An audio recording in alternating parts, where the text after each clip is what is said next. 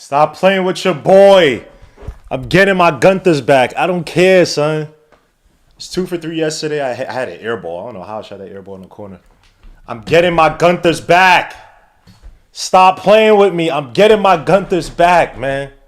Stop playing. I'm a sniper. I'm a shooter, bro. I don't care what I've been doing in other leagues, bro. I'm a sniper. I got to get back to that. Look at that contested. Stop playing with your boy, man. Stop playing with God's anointed. Look at that jumper. Look how butter soft. Look how butter soft that is. Man, stop playing games, man. Stop playing games, man. Respect your jaw. Respect your jaw, man. I gotta get back to that, man. I'm a little depressed, man. I don't know where my jumper's been, bro. Stop playing with your boys, son. That was yesterday. And the game son, this game was probably the craziest game, son. We were down by 16, 15 at one point. Salute to my team, man. Salute to all them dudes, man. Sammy, his excuse me, his HTH, man. Great team. Even though we were 0-3, so we played tough. Outside of one game, we played tough every game, man. We've been losing games on some BS. First game we lost this season off on a similar buzzer beater. If I can show the damn buzzer beater, let me see if I can get the buzzer beater to show here. Hold up. We lost on a buzzer beater. Like it was like 7 seconds left. First of all, the dude on our team, I'm forgetting this dude's name. I apologize, man. Good dude, man. He could shoot. He could score. We had a whole play set up for him out of inbounds play. To get the 3 off. He hits a 3 off the backboard. Son. Ties the game up. They come down. I don't even know who on their team it was because it wasn't even one of their better players. It was somebody on that team. On the opposing team. It felt like forever. I don't know how it felt like they never started the damn what's the name? They never started the clock. This dude comes down on the wing, drives on a wing, gets stuck, spins, and then hits a oh, son. I was like, are you kidding me? Like, when does that happen? That play made no sense. And here's what should have been a game winner if we got it off a second. So, just to give some context, we down by 2, 55-53. I'm going to guard up the guy inbound the pass. But then my guy, so I'm thinking somebody's just going to pick up my guy. So my guy's some tall white dude. It's all the way down to half court. So my dude's like, no, go get the tall dude, blah, blah. So I'm running trying to get him. And they try to launch a pass to him. They launch a pass to him. I'm thinking in my head, if I turn around and try to intercept it, I'm not going to time it right. But literally as I'm thinking that, I see his face light up like I'm about to get the ball. And I'm like, ah! Because if I turned around that second and quarter, I would have got interception. We didn't have any timeouts. I probably would have got it to someone on our team, or I would have just taken a damn shot myself. So, anyways, we're down by 2. The tall white dude misses 2 free throws. He misses both the free throws. Because we were like on the line like, yo, you ain't gonna hit that. You don't got no confidence. Because he ain't nothing all day. He didn't do nothing all day. So we thinking whatever. He misses both free throws. So man Q, suits a Q, he could ball. He gets the rebound. He's dry. Let me just show y'all the damn clip, man. If y'all want to see pain. That's Q driving. Passes it. Hits the shot, but the time, there wasn't enough time. He literally shot it. It's not his fault, but it was a half second late, bro. And I felt like they started that clock dumb early. Because I'm like, bro, come on, son. I don't know about all that. Son, we were going crazy, son. Look at this play one more time. Driving, kicks out to his. Mind you, his didn't have a great shooting day. I want to say he hit his last 3 took. I can't remember which one. But he's one of our snipers. And he wasn't having a great shooting day. But what is it about snipers? Shoot. Forget about it. Shoot. I don't care if you 0 for 30. Well, I guess this doesn't look good for freaking Rick Pitino for sitting. What's her name yesterday? But, bro, shoot. Just shoot. We don't... Because shooters have a touch. You somehow magically get it back. I'm not here to explain. You magically get it back. So even if you have to shoot it, and your man his, bro. Your man, damn, why can't I hit the?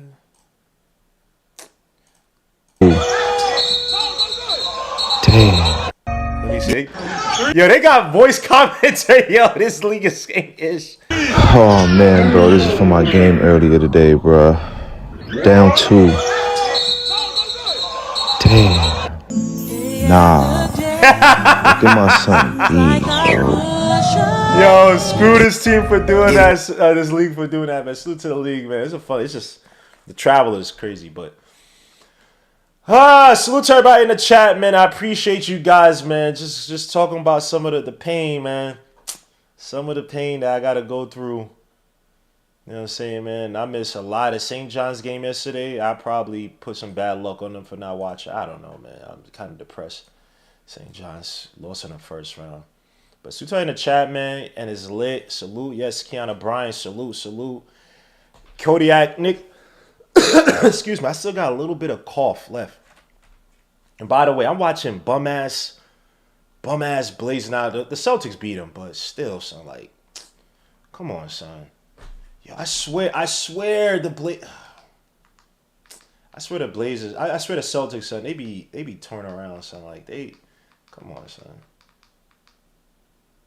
They be leaving little smidgets of. I don't know. They be looking beatable, man. Like I just watched Tatum. He be taking some absurd shots. Now, granted, MVP, he's allowed to kind of do that. He can do whatever, but son, this dude be doing some BS, son. Be making shots. Suit to MH in the building, man. Bronny shot. Yeah, 7 for 10. In garbage time. I watched the game. They were down by 20-something, bro. Suit to MH. I'm not screaming at you, MH. Bronny James ain't him like that, dogs. He's not him like that. And that's no disrespect to Bronny. He's not him like that. In the game that's all done, come on, bro. He ain't doing that when it counts. At least not yet. And I still don't know if he's gonna be able to do that yet. 7 for 10. Your man is, come on, dogs. And they lost yesterday to the Bulls. They had the freaking Giddey almost had a quadruple double. He needed like two more steals to get the quadruple double. Josh Giddey? Come on, dogs. That's a team that beat us, bro. I swear these teams be beating us on some BS, bro. Oh, let me get my phone. Let me get the StreamYard going up. We got Darcy in the building. I apologize, man. I had to just show my game, man. The pain, the hurt of damn, son. Suit to my team though. His had that shot. That always happens, bro. That always something weird always be happening on my team, son. Something weird, bro. Let me get the StreamYard up, man. Damn, that was a great game though yesterday, man. We were down 15. That this one dude on the other squad got tattoos and everything. Moving screening all day. I'm like, yo, refs, he's moving. When you set a screen, you can't move with the screen, dogs.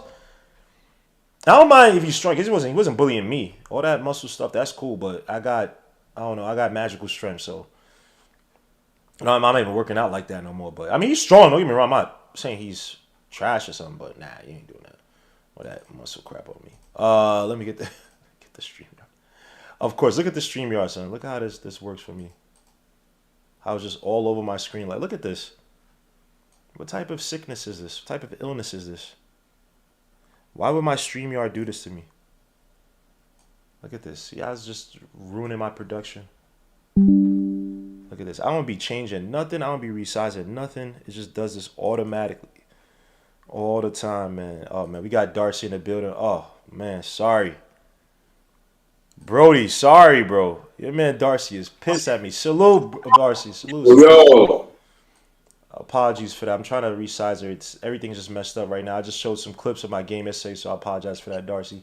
Oh, nigga, good, bro. Let me resize the screen. How you doing, bro? Hey, another day, man. I feel you, man. I feel you. Were you rooting for anybody in the tournament? What, you talking about Yeah, in the NCAA tournament. Were you rooting for anybody? Nah, I don't really tune into that, bro. I'm mainly NBA. You just wait to. Look at yo. Why you look disgusted? What's wrong? What's wrong with this dude, son? Oh shit. Yeah, bro. I don't really care for the college basketball. I can't really get into it. Damn, that's wild. I tried, bro.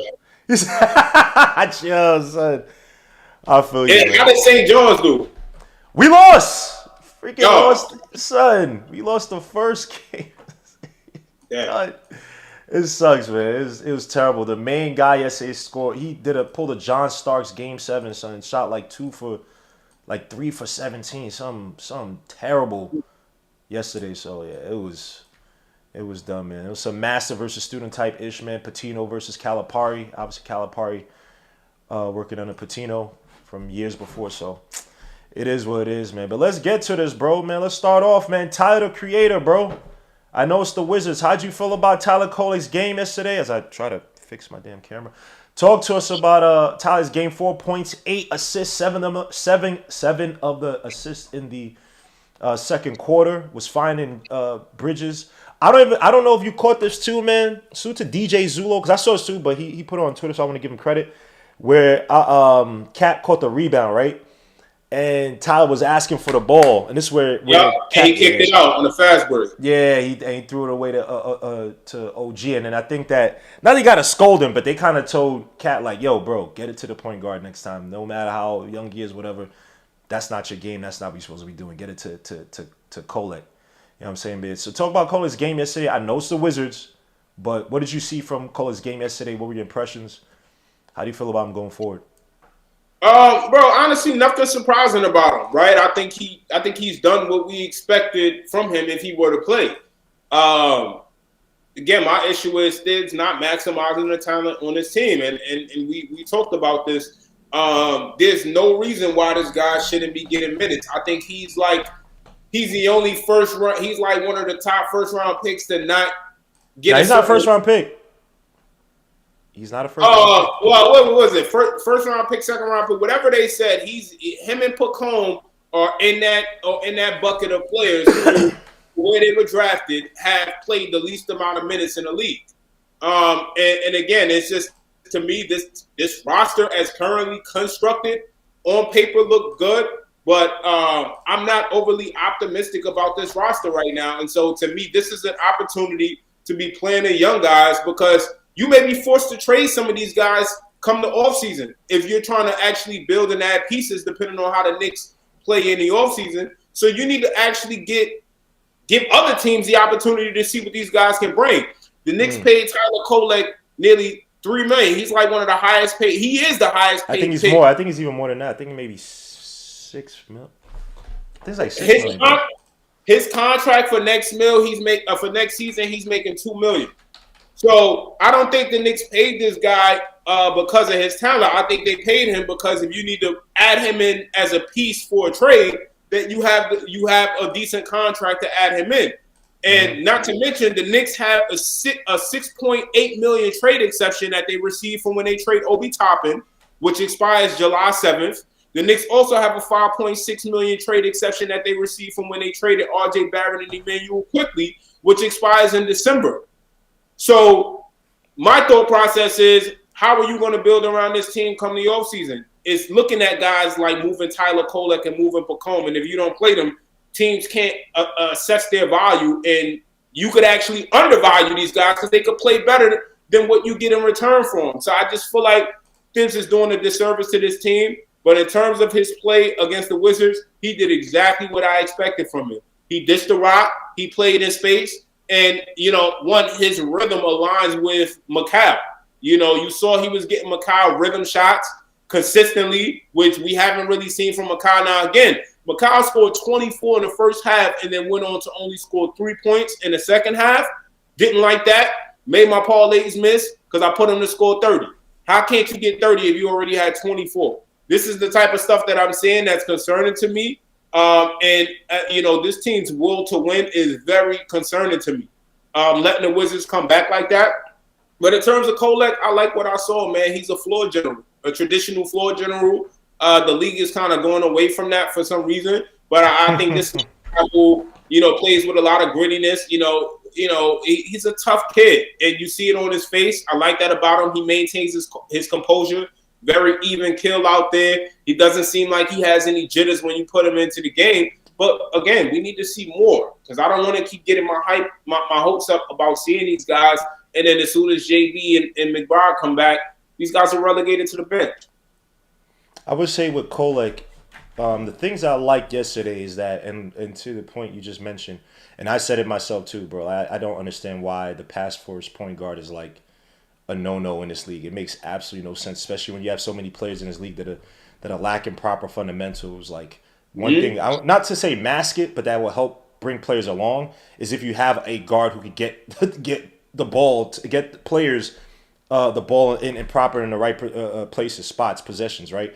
So to me, one thing I love about Kolek yesterday, man, he made it a concerted effort, and maybe to the point I mentioned yesterday, maybe a little bit too much. One thing I didn't like is that there were times where, and I don't mean this in a bad way, he would give up the ball a little bit too early to another player. Like I want him to get a little bit closer to the basket, exploit the screen a little bit more, penetrate into the paint just a little bit more, just to draw defenses in, right? But and it's not a total negative, but I like his mindset. When I watch Cameron Payne, I'm not trying to put him. I guess Cameron Payne's more of a combo guard, if you want to call it. There are times when Cameron Payne, it's not necessarily that he's like ignoring them. Like he just doesn't have that vision to always keep his head on a swivel. If you watched it, because I have all the, I looked at I kept watching all the assists. Even the assists he had, it was a fast break to pressure Chua. If you see his face, like if you look at his head is on a swivel. Like he's just constantly looking up, and is like a bobblehead. And it's like, bro, he's literally looking for the next best possession or like what's the next best pass? Even if he's not the assist guy, what's the next best pass? The pass he made to Mikal Bridges, the one he made to Mikal in the corner. If you watch that play, I forget who's the two defenders down low, but one of them tell him like, "Yo, go and get Mikal," and it's almost like Kolek picked up on that. Like, oh crap, I see two guys in bad spacing. Somebody's supposed to be on somebody, and his eyes literally just look for who's the guy who doesn't have somebody on him, and he just flung it over to Bridges, right? So it's just that natural ability to just survey the field that I love by Kolek. And I still think that Kolek, and this is why I hate Huck Purdy being hurt, because I love what I saw in the Summer League, and I know it's Summer League. One thing I love that Huck Purdy did was that he constantly set screens. Even when he was here in the league, when he was playing before he got hurt, constantly set screens. I wanted Kolek and Huck Purdy to have that young rookie kind of relationship, that chemistry. Whereas like they both came in at the same time, blah, blah, blah, and they know each other's games because they're both their games complement each other well. Kolek typically needs a screen to get some space, and Huck Purdy eats off the pick and roll. He sets really good screens. So I like what I saw from Kolek, and I agree with you. Look, when it just sucks that's the Wizards, right? I really almost wish that we played one of these top teams, bro, and Kolek did this against one of the top teams, so he makes it even tougher for Tom Thibodeau to take him out. Because, again, I don't know what's happening with the young kids and the early squad stuff, whatever. I don't know. But at this point, and I guess injuries give you that advantage, or it gives you, the opportunity. But we got to see something new. Shamet, no offense, he provides little to nothing on the offensive end. I can't depend on him to do anything. I know he's more of a two guard. And Cameron Payne he's a nice scoring punch at times. But I need somebody to get the basic plays on offense, bro. You talked about it yesterday, Darcy. You hinted at it. We're up by 30-something versus the Wizards.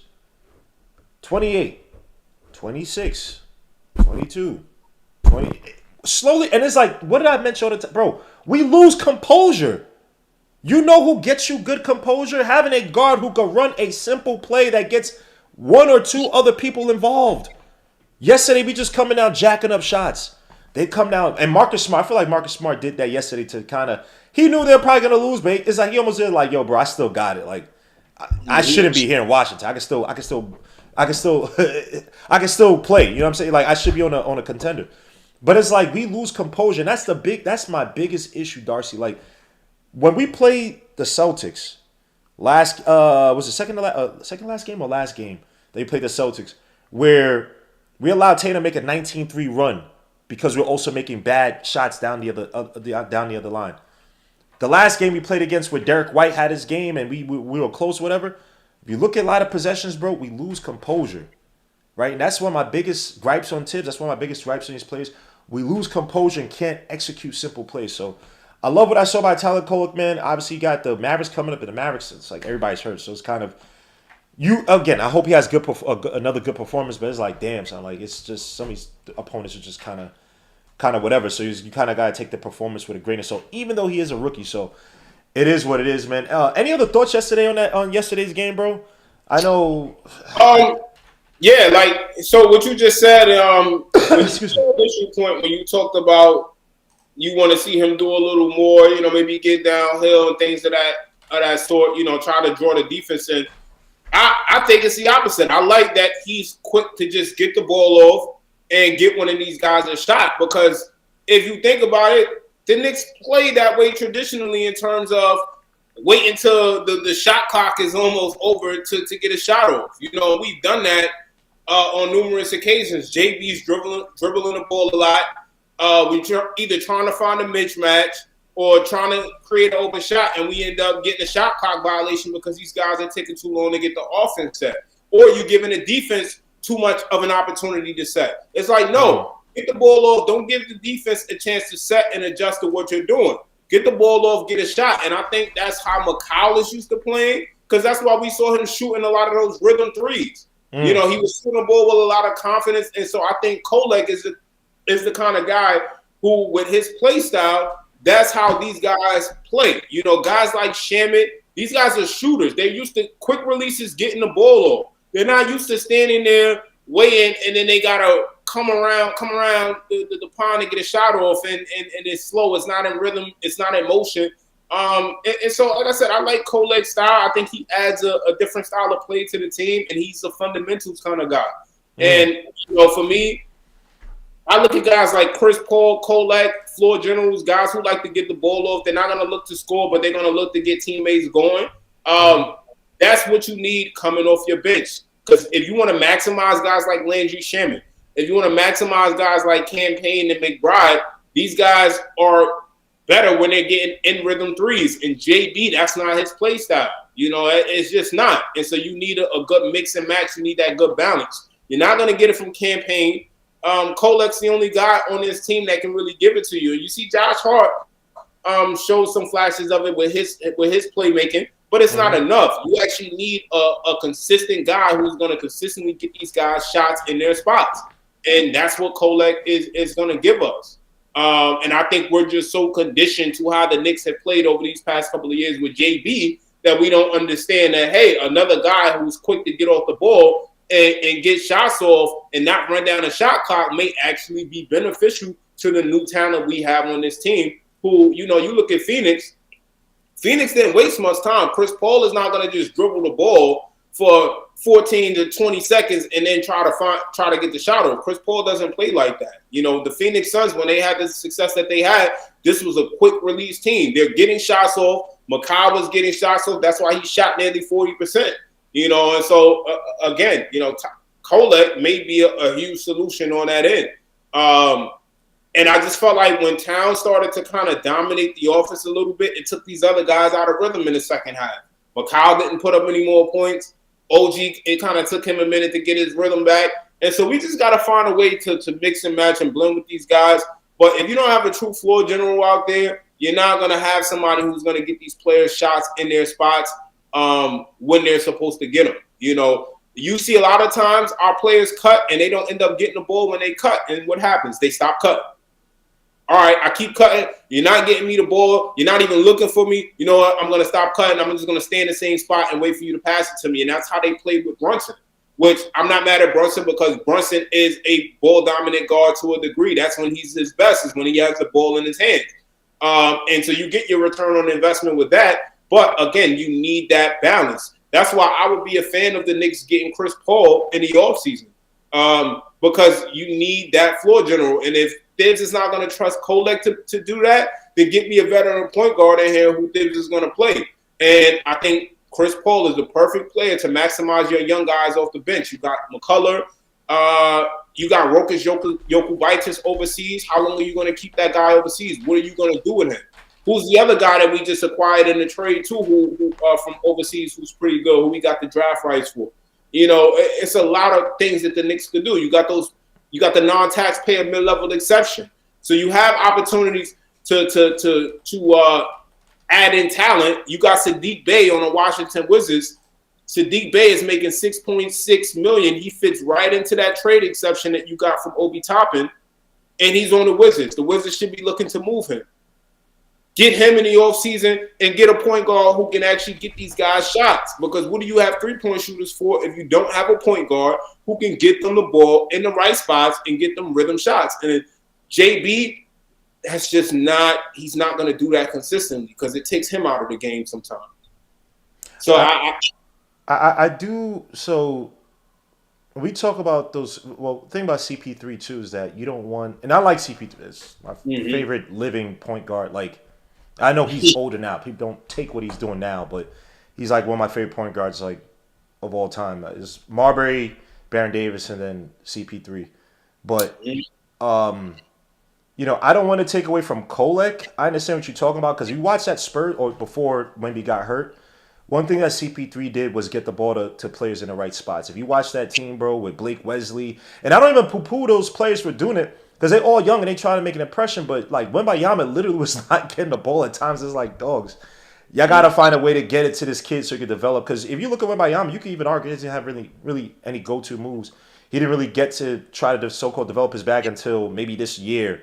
And you can still say that he didn't have it. So CP3 would be a major get. It's just, again, how do you play with the cap and get into the second apron? Like, is this Knicks team a second apron team at this point? And honestly, this sounds crazy. I'm not sure I would trade McCall, but you might have to break that. You might have to trade one of these players just to get some type of, like, to get 2-3 players so there's depth, even if, you know, obviously contracts and whatnot, but you might have to give up another first because it's just not. And I guess this goes to the next subject, right? The offense away from Jalen Brunson. Like, our offense, we don't have. Nope. I gotta put it. We don't have. We're missing some athleticism in terms of some. I don't want to say flash. That sounds crazy because I know what they're trying to do with Obi, right? And outside of the whole his agent, Leon Rose, or the connection stuff, they try to get some. Inject this team with some athleticism, right? And obviously, people say, "Oh no, it's the slowest paced team." Well, no, Tom Thibodeau. When we talk about transition points and how Tom Thibodeau likes to use the defense to generate points and stuff, especially in the start of the third quarter, you need athleticism. You need guys who run the floor, and also on the defensive end, you know. And I'm just thinking of a name, and I know it sounds crazy. But a guy like a Tari Eason from the Rockets. Now, granted, they're on a different trajectory, right? But they got a lot of young players, and I think we have to wait until they make that trade for the said big player, the guy they're trying to get. Obviously, last year they're trying to get KD, and before they're actually trying to get McCall too, right? But they want to get that next player to get them to the next level. They're gonna make the playoffs this year, obviously, but they want to get to that guy. So, and a guy like Tari Eason was not getting a lot of minutes. But we talking about a 6'8", what is he, 6'9", 6'8", 6'9", a forward, could play like a wing. At LSU, he had the ball in his hands. He can create. He can do so many things, and it's like he's just not getting, he's not getting enough playing time. Let me just put it like that with the Rockets. And I'm just looking at it, and then obviously some other players to acquire. It's just we need depth. I'm watching this team. We all watch these games, bro. This is not enough. Like it's not, bro. It's not unless we had young players and people would say play the bench. Look, I like Tyler Kolek, but he's not right now he's not a solution for the Celtics. I just watched the Celtics versus the Blazers, bro. There are layers to this, bro. there are layers. When I talk about controlling the offense, right? And then granted, JB is out, so it's not. I'm not trying to poo-poo the team and say that this team is.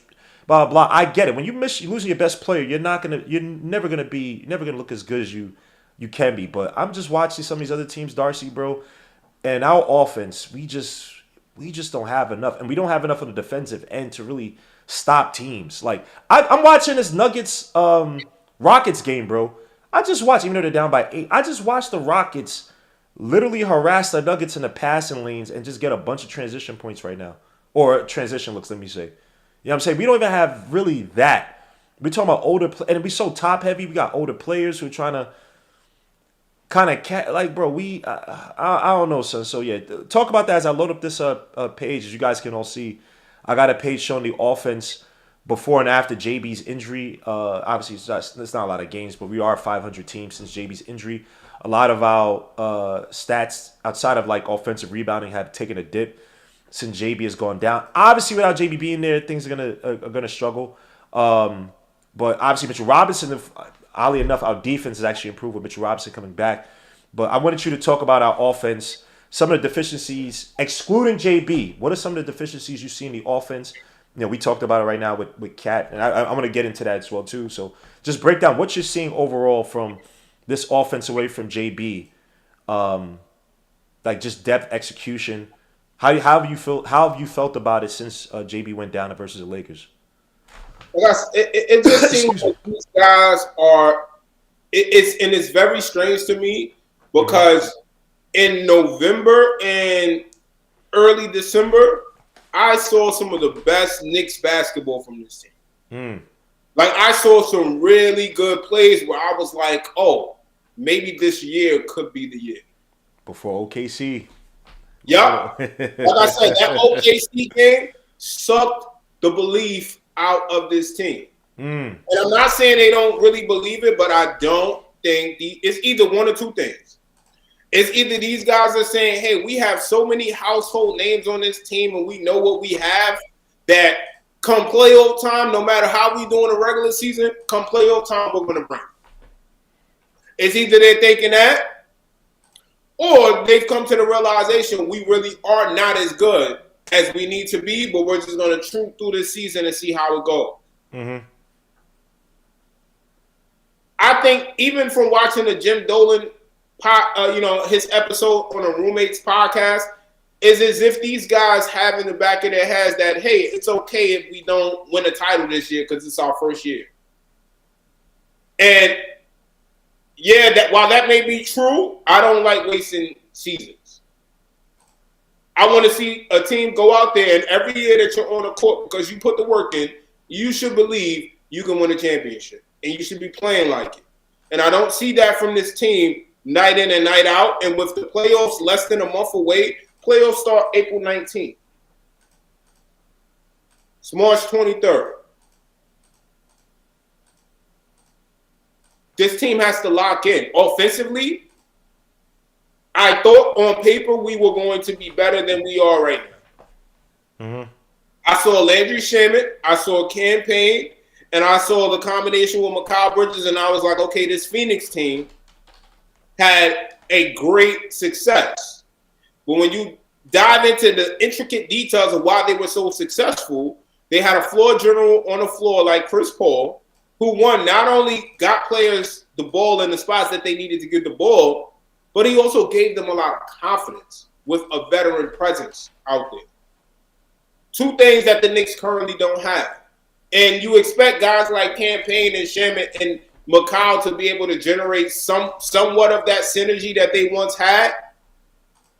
But I just don't see it with these guys off the bench. And a large part of that is Tom Thibodeau. I'm sorry. I am ready at this point. I am okay with moving on from Thibs. So before we get here, so here's where I got to disagree with some of the points. I don't think that any season that you're not getting to the championship or so-called playing for it, obviously outside of rebuilding team, talking about playoff-bound teams, I don't think it's necessarily a waste, especially when you make a trade like this. Now, I do think they were a little in a situation where obviously iHeart not being there, they felt like, oh, we could go for the gusto and get a play like Cat. But this team still, and I know it sounds crazy, but this still has to be some gelling to this team. Now, I'll agree on this in terms when we talk about Tom Thibodeau. I don't like in a sense of how much freedom he's given players on the court. If we have a bunch of new pieces on the board, you gotta have parts like in the offense. There has to be something that y'all go to, 2-3 schemes within the offense that y'all go to, that y'all run and set, like y'all run constantly. That it's like it's almost second nature that you guys run it. So it gets JB, it gets Bridges the ball in this spot, it gets Cat the ball in this spot, it gets OG the ball in this spot. And that anybody who comes in and they fill in for the guard, whatever, they basically just run this thing and they get the same looks, right? I felt, and because we don't have the Derrick Rose, we don't have the so-called name playmakers who just come in and their talent kind of could supersede lack of a system, lack of a scheme. So that's where I feel like Tom Thibodeau's kind of felt. This whole read and react thing just running read and react. Bro, I'm sorry. Cat is not a smart enough player to be running read and react, bro. Like, Cat to me, I'm sorry. And we talked about this. Oh, no. I think I was talking with Nick G. But he was talking about the, I think it's a Gilbert Arenas podcast. And he was like, they were like, basically, even with JB being out, who's the number 2 guy? The number 2 guy is still Cat. But he should be the number 1 guy. But Cat, you can't trust Cat enough. So to me, you gotta have something in the offense where it's like, yo, bro, we run this. Forget what you want to do, Cat. This is the book, the instructions. We run this incessantly. That's why I feel like Tom Thibodeau has failed in terms of giving these guys way too much freedom to sit up there and try to diagnose. But no, bro, that's not for this team right now. Obviously, you put some react and stuff. I get it, but this team needs instruction. Do I blow it? No, I don't think you blow it up per se, but I am leaning towards that you might have to trade an OG if you can. I know he has a lot of years, so it's not the most attractive. He gets hurt a lot. But you may have to trade him just for some young pieces, depth. I don't know what it is, man. You need something else to this team. You need it so that if JB goes down, I can have I'm just making this up. I'm not saying you make the trade, but I would have a Simons, something that could come in and be your number 2 creator if JB went down. Or just a number 2 creator next to JB, right? And obviously you see the screen up top. You see the rankings in terms of the offense. Our offense has definitely take a slip back with JB not being here. And the crazy thing is we're not even an elite 3-point shooting team anymore. But when I watch these games, bro, it's like I'm watching Cat. Cat can have a game where he's putting up an efficient 25 points and we don't feel close to a win. I could see McCall putting up an efficient 20-something, and we're not close. So it's like we're in this weird quagmire where Cat and OG and McCall don't have great games together. Cat can have a 30-point game, and it doesn't feel impactful. It feels productive, but not like a 30-something point game where you feel it. Like, it's like, all right, I'm controlling the offense. Like, we're winning because of my 32 points. You know what I mean? So I don't know how to we can sit up here and say play players. I know McCullough's having his way in the G League right now. Kevin McCullough definitely, even though that shot is still type ugly, but coming out of UK, coming out of Kansas is an issue that he had. And he's not shooting crazy great from the outside. I think he only really had one great game. He's shooting only 39% from the field, 20% from 3. So people thinking that he's going to be the cure to this team. That's not the case. We still have an open roster spot left, so I don't know what's going to happen. But yeah, we there has to be something. Most Browns just had another 23 and 20. You mean unless we sign PJ Tucker? Excuse me. Yeah, but PJ's he's on a 10-day right now. How many 10 days can you have? 2? 2. So this is last one. It's either you sign him for the rest of the season or you let him go.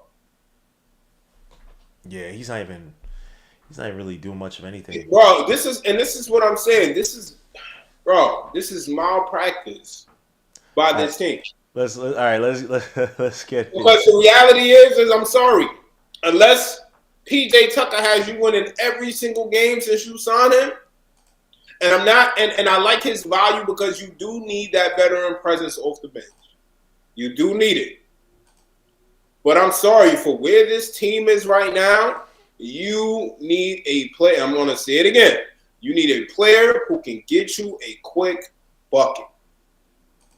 We had it last year with Bojan. We had it with Alec Burks. Whoa. Bojan wasn't a quick bucket. Stop it. It. Bro, Bojan. He was not a quick bucket. Stop it. Bojan had some good games, bro. Come on. No. Bro, and I said this before. I like Bojan. I like Bojan Bogdanovic. But Bojan has not been. He is not no damn go-to. I mean, bro, the man was averaging 20 points before we traded for him. On a bum-ass Pistons who are going nowhere. The whole point. That's a big fish in a freaking toilet, dog. The guy's averaging 20, then you trade for him, and he has a couple of good games. But this is a veteran guy who has been a number 2 option on the Utah Jazz at one point. Bro, stop, bro. I watched Bojan. He was a. Finish my point. I don't want to. I'm sorry. Go ahead. On the Bojan discussion, my whole point is T.J. Warren should have been signed to this team. T.J. Warren should be on this roster right now. And the fact that is glaring is evidently clear that we don't have enough offense on this roster and you don't go and bring in a player who can play and contribute offensively, who you have sitting in your G League, to me, it's like I said, one, it's a slap in the face to him.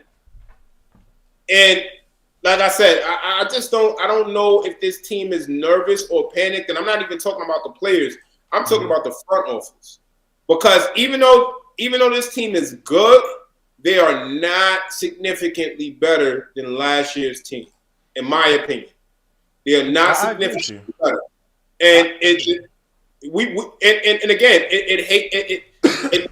unless they have a really great playoff performance, my current thought process on this team is we should not have made the trades. Well, put it like this, right? So this team is not.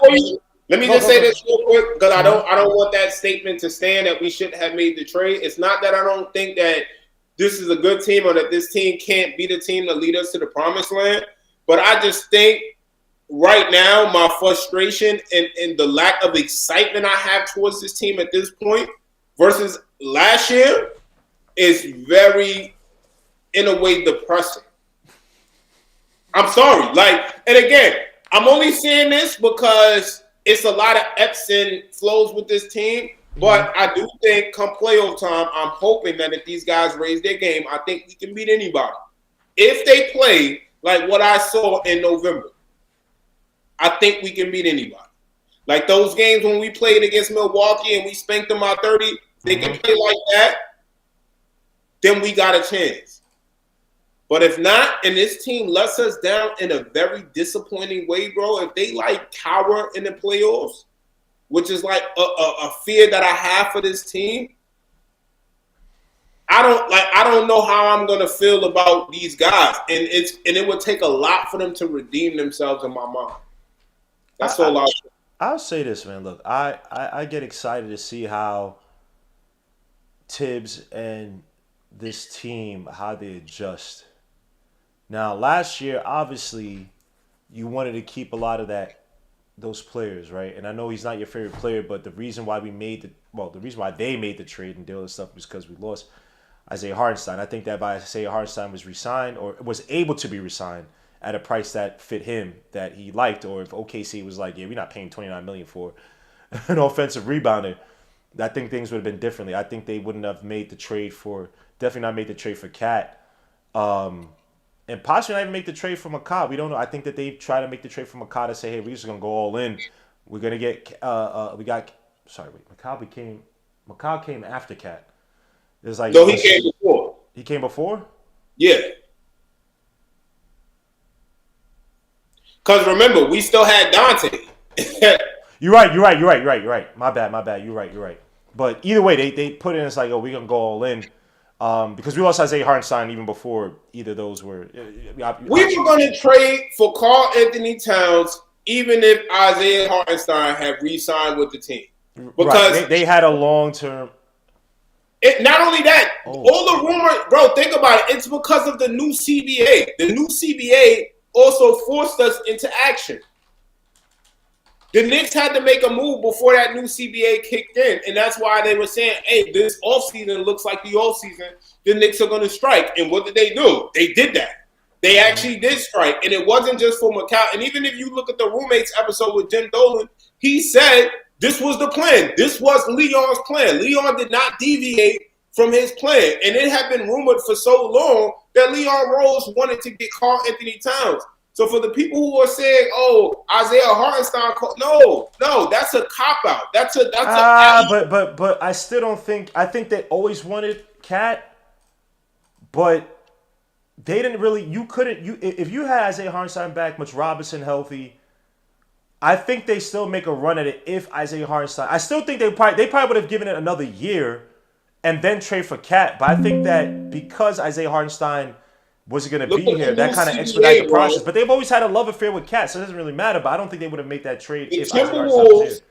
Needed to make a move before the new CBA kicked in. So that's why I'm saying this was the time. It wasn't going to be no other time. We have to look at the facts. This was the time. If you were going to get him, this was the time to do it now before the new CBA. And Again, if you look at all of what Ian Begley covered, the Knicks had been previously in conversation with them before, and they turned down Julius Randle and Mitchell Robinson. They didn't want that. And for us that thinks, oh, they wouldn't have done it without Dante, well, let's look at the facts. The Knicks did not have any picks to even offer up in the place of offering Dante, so we don't know that. I think the Timberwolves would have taken Julius Randle and 5 first-round picks for Karl Anthony Towns because they needed to get over his salary. And they wanted to keep Naz Reid. They did not want to let Naz Reid go. Right. So we need to really look at this was the time. Think about it. These guys had just made the Western Conference Finals. Wow, do you think they want to just break up their team for the fun of it? No, they did it because they had to before the new CBA kicked in. The Knicks did not want to let any other team go and get Karl Anthony Towns because find out, hey, they're looking to move him. Somebody else is going to swoop in and get this guy. So the Knicks did what they had to do. But my whole point is, and we can keep ducking around it and saying it wasn't a mistake, but unless the Knicks win a championship within this 4-year window, the Knicks made a mistake trading for Mikal Bridges. Unless, and it's the only two things that can happen. It's either you win a championship with him and he plays a critical role in that, or you package him and you trade him out and you get some other players who are going to help get you there. And I said it again. The Knicks need to call Atlanta and you need to get Dyson Daniels. They're not getting no Dyson Daniels, dogs. And they're not trading no damn Dyson Daniels for Mikal Bridges back, man. Listen, if you can, while Mikal Bridges still has his name, he's a household name right now. This guy has been traded for. Mikal Bridges is not no household. What?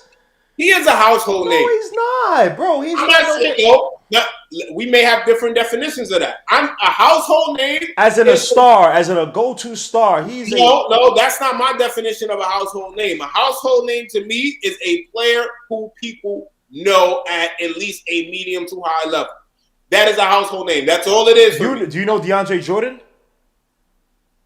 No, that's not in my bucket of household names. Not No, listen. A prime or DeAndre Jordan, we on the same page. But DeAndre Jordan now, no.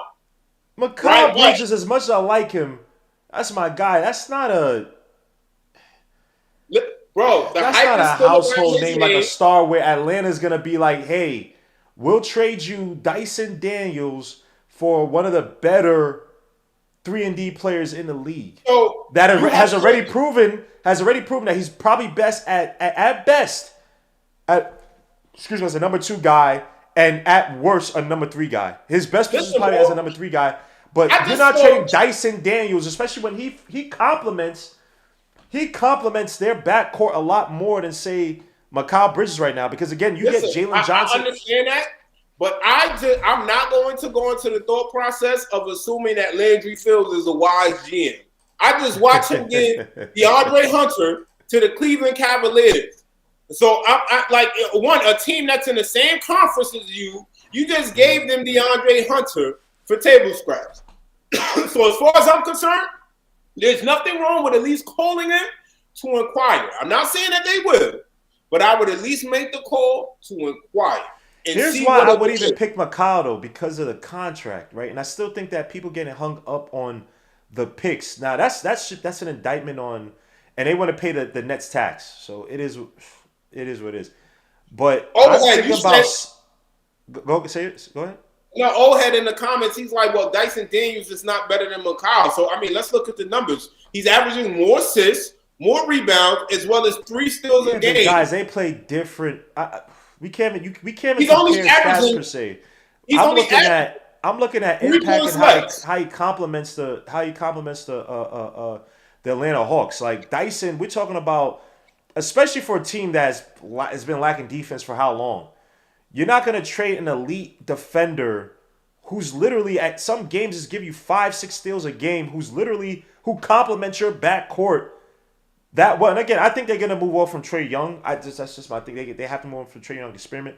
For at least for the time being, he's probably the best off guard to play alongside Trae Young. You have him and Jalen Johnson run the floor, bro. Like and then obviously Reese Share was having flashes. I'm not big on Reese Share, but I just don't see them trading Dyson Daniels unless you're stupidly packaging a whole bunch of future first rounders, which you probably can't.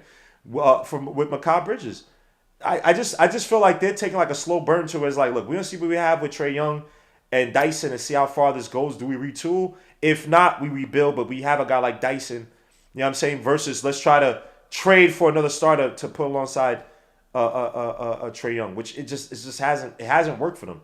So you may I not don't be see able that. to trade Trae Young and get a return on your investment. So they may choose to keep him. Yeah, Again, they might. I'm Yeah, not right. They saying- might because who's going to run the Trae Young? The Trae Young offense doesn't work. He's a productive player, but the Trae Young offense is just not. It's not going to win you a championship. So you may not ever get proper value.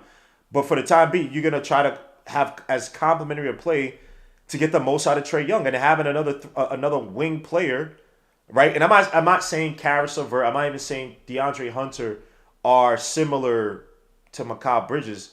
I just feel like they're gonna try to go a different way with their backcourt and trying to get value from Trae Young.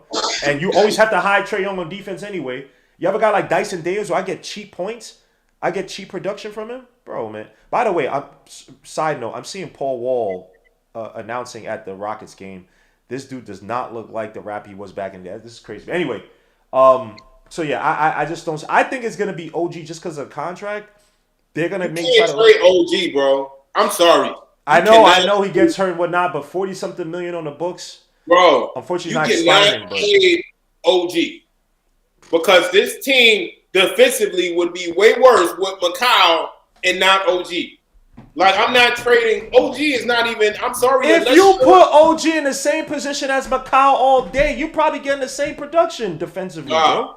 No. Yes, Hell bro. no. Look, man, Listen, man. bro. I'm sorry. OG's a good defender, but you know that many times when OG this Yeah. season, at least when he gets his so-called best defensive numbers, it's in the second half of games where McCall's already been spent up defensively, and now you put OG on a player 1v1. Oh, he's I getting can't help on the believe screens you're and Mitch is in making the this game now. Come on, dogs. Like I can't even believe you're making this argument. no, I'm not saying. I'm not Brother. saying OG is a great Brother. bro. The Knicks did not lose back-to-back games after the OG and the no acquisition.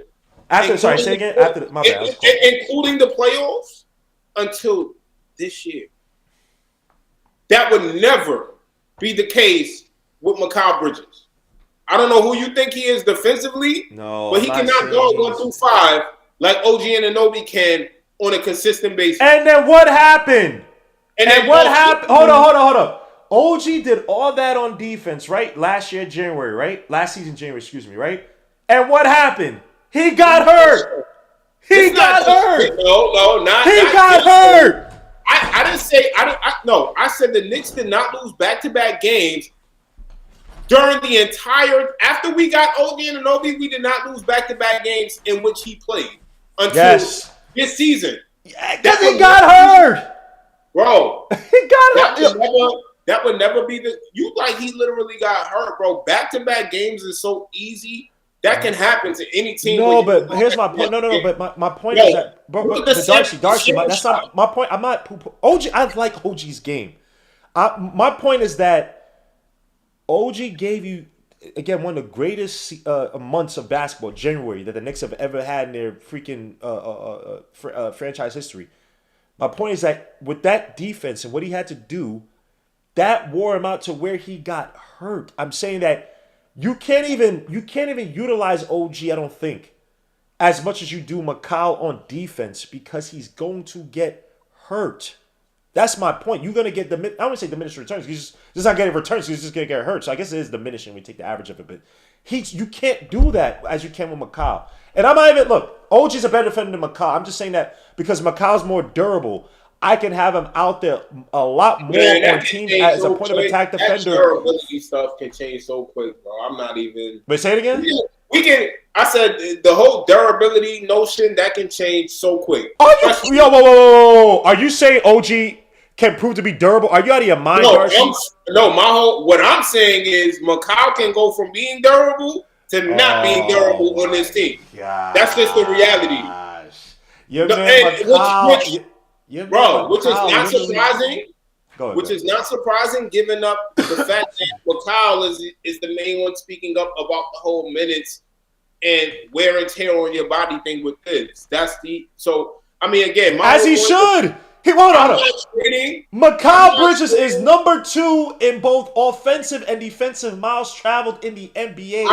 I'm not trading OG Come on, Anunoby dogs. and keeping Mikal Bridges for this team to get even worse defensively when you already have Jalen Brunson and Karl Anthony Towns. But if I can get more, but hold up. What If are I you can getting? get, OG? if I can get more players on this team, just because I'm thinking, You're only getting one starter out of that situation. You're only getting one yes, starter. but I can get. Hold on. Can I get? What is OG making? 47, 42? I'm not, bro. You talking crazy, bro.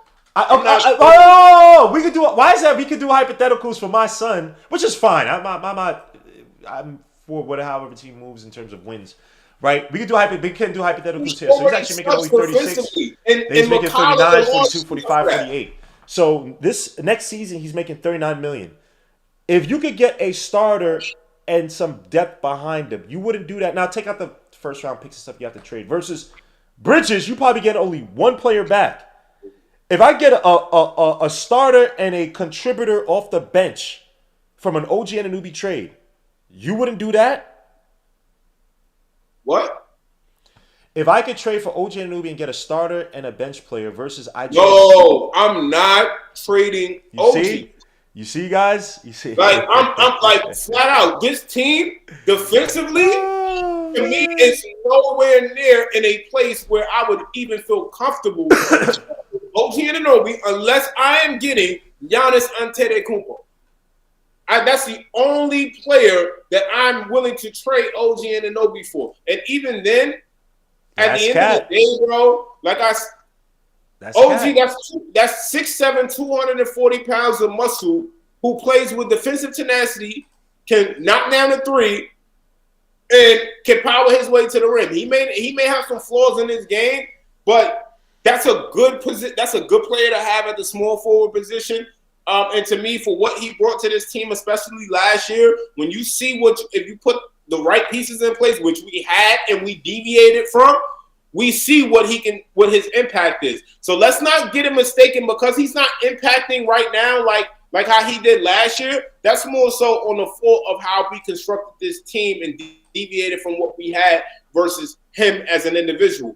Come playoff time, this guy's gonna earn his money. So let's not make any mistake about it. Hold up. You're just hypothesizing. Bro, hold on. No, I'm not hypothesizing. Yes, you are. By the time he gets to the playoffs, he's going to make his money. This dude can't stay healthy. Bro, he can't stay healthy. The funny thing about OG, you know what's crazy? Hold up. People get on Mikal Bridges, as they should. You should get on Mikal Bridges but if you look at Mikal Bridges' career, and this is why I was going to put my video, but whatever. I'll say it here. If you look at Mikal Bridges' career, the expectations of him, you could argue most of it has been unfairly levied on him. Devin Booker gets hurt. The guy steps in as their number one, at times number 2 option when Devin Booker got hurt. Oh, crap, Mikal Bridges got a mid-range shot. He could be a number 1 guy. Okay, he develops into more so number 2 guy, defensive player of the year candidate, blah, blah, blah. They trade for Kevin Durant. He goes over to Brooklyn. Brooklyn was making a run as he got there. Oh, instead of them retooling and rebuilding, now they install Mikal Bridges. Oh, he could be your number 1 guy. Look at the run they made. Versus Sean Marks breaking it down, which he should have done when he had all those power forwards. They don't do it. So he goes into this season, the Knicks make the trade, even though the Knicks made the trade as in, here's the final piece to get to the championship. Not necessarily, this guy's worth it. We got to pay a tax to get the guy that we think can take us to the championship, even though he's not worth it per se. And it should have always been, he's not worth the 5 first-round picks, even though, again, the 5 first-round picks are not going to be a crazy great value because they're going to be late because of how the Knicks are at least going to be a playoff contender. But if you look at Mikal Bridges' career, the expectations have been unfairly levied on him. And this year with JB, his offense has gotten better. OG shows you flashes, but he disappears too. No one talks about the fact that OG Anunoby this year has not been as dependable. He had that one run early this season. I'm forgetting exactly which game he started to lose it. He gets hurt, comes back, struggles. Man, shout out. He's been hold on. He's been consistent this whole year offensively. No one poo-poos him for that. No one says I know you're not talking about Mikal. No, I'm talking about OG. And I'm saying compared to people because y'all like to compare and say Mikal. Y'all always go back to the 5 first-round picks We're also paying OG Anunoby a lot of money on an escalating contract. And your man has not been worth no damn 39, 40 million, 42 next year, How is 45 he million, not 48 worth his last contract? season. How is he not worth his contract? He has not been. Yo, listen. He's not been healthy. Offensively, he's been inconsistent. Listen, what are you talking about here? He has not been. I don't need OG to play at OG level every game all season. I need OG. How he's getting paid how much money? Yo, that's crazy, bro. That's crazy. Bro. This guy's getting paid all this money. Hold on. OG Anunoby got paid off of 1 month of basketball. Bro. OG Anunoby got paid off of 1 month of basketball, and y'all don't kill him as much as y'all kill Mikal Bridges. Can I go? When you have a starting lineup with Karl Anthony Towns, Josh Hart, who we're not talking about enough, who sucks as a point of attack defender in a lot of matches. He's never been a good defender like that. He's never been a good defender like that. I'm glad we can align on that. So it's not just JB and Towns that these guys have to make up for. So you got Mikal, who's an average defender, average point of attack defender, I should say. Honestly, and he's average when he wants to be. OG is the only elite defender in this starting lineup. He cannot make up for all four of these guys, and I don't care what. Okay, so put him at the. Let's start him off as a point of attack defender then. No, why not? No, why not? Because you'll get hurt. Because you'll get hurt. Because he'll get hurt. You know it. Because he'll get hurt. Can I tell you why? No, it's not because he. It's not because he would get hurt. Why am I exhausting my 6'7", 240-pound small forward who gives us size that we already don't have? Why am I exhausting him out? Listen, bro, my shooting guard is supposed to be my main point of attack defender. My shooting guard has always been my main point of attack. Not necessarily. Your shooting guard don't necessarily have to be your best point of attack defender. Be a guard. Has always been the main point of attack defender. That has been the case since Tom Thibodeau has been a damn coach. When have we ever had another position be the main point of attack? Tony Allen was he was a guard. He was a point. He wasn't even a shooting guard. That's the No. Tony Allen was a two. No, he was not. Bro, Tony Allen played the 2 and the 1. Yeah, mostly the 1. Mostly the 1. Well, come on, bro. Tony Allen is listed as a shooting guard. Bro, Tony and Allen a point guard. He couldn't shoot. Hold on, bro. Tony Allen played primarily as a shooting guard and small forward during his NBA career. Primary position, shooting guard and small forward. Offensively, Tony Allen could not shoot, so you considered him. You put it like this to make it fair. You consider him a guard. Put it like that, because he wasn't a shooting guard. He couldn't shoot. He would sometimes bring the ball up, but it was just to give it up to KG, Ray Allen, one of those guys. So he wasn't really a facilitator. He wasn't really a shooter. His thing was to guard. He was a guarding guard, for whatever the hell that means. So to sit there and say, oh, historically you're 2 guards. No, it's just who's your best defender that you would send out there. As long as it wasn't, he's defending a big, right? If he's a 6'3", 6'4" guard, he's not defending Shaq. He's not defending Tim Duncan. You leave that for whoever's in your front court. So it's not necessarily, you're 2 guard. It's who's your best guard for your backcourt. I'm sorry, who's your best defender for your backcourt? Who's your best defender for your front court? That's all it really was. These shooting guard, half these things it doesn't mean anything because Tony Allen couldn't shoot. He says that himself on his podcast. Listen, my small forward, your small forward is matched up against bigger wings. So why would you be putting him as your point of attack defender, defending guards when he has to match? Okay. Then don't hold up. But don't praise Tom Thibodeau. Don't praise OG Anunoby when he's now switched onto guards to you gotta give players a different matchup. That's nothing wrong with that. You just said hold on.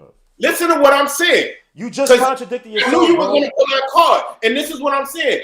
You have to think about it. If I have a point guard, a scoring point guard that we have to defend against, I'm not going to turn around and put OG on him the entire game. I'm going to put OG on him down the stretch to give him a different look defensively to help throw him off and make him think more. But I'm not going to start the game with OG defending him all game. My shooting guard, my guards match up against guards, forwards match up against forwards. Like, what are we talking about here? No, that's not true. That's not true because we've seen OG guards. We've seen OG guards. We've seen OG guard big four. We've seen OG guard Cat last year. Is OG supposed to be your main point of attack defender every night? Let's see who actually agrees with you. Why not? Hold on. If you talk about this guy's defense and durability. He could be durable this year. Mikal could not be durable next year. So why not put if he? Because I killed Mikal. But then on the back end with OG, you say not to put him on there because you don't want to wear him out. But you don't give not the benefit of the doubt, but you don't give that benefit to Mikal. The fact that he's getting worn out every game, defensively every game. What about Dante? Dante was able to hold it down. And Dante was not a great defender. He was an okay defender. GMO. He was an okay defender. Dante was not a great defender. Y'all get disillusioned by Dante's wild moments last year. Dante was not a shutdown. He was not a great defender. He was an okay defender. You been going on that? I just chimed it. Go ahead, bro. My whole point with Dante, bro. Say what you want. I'm sorry, but Dante was better for me at the two than Mikal is. And again, I'm not taking nothing away from Mikal. He's giving us what Mikal can give us. But this, it's the edge and the grittiness and the toughness. That goes a long way when you're playing defense. Miles McBride has it. OG has it. And that's it. And it sucks right now. I'm not fighting you on that. But you know what? Let me say this too. Because I know I get killed for this. I would love to see, it's not too large of a sample size. And by the way, when Cat's out the game, at least when Mitch has been healthy, the Knicks had like a defensive rating of like 106, which was like the best defense rating for the Knicks. You heard what Pete said, right? You see Pete comment. Say it again? You see Pete comment, right? And he brought up a valid point. Your man Mikal has a 118 defensive. Yes, I'm not, bro. But let me hold up. Let me finish my point. Mikal Bridges. People don't talk about this enough.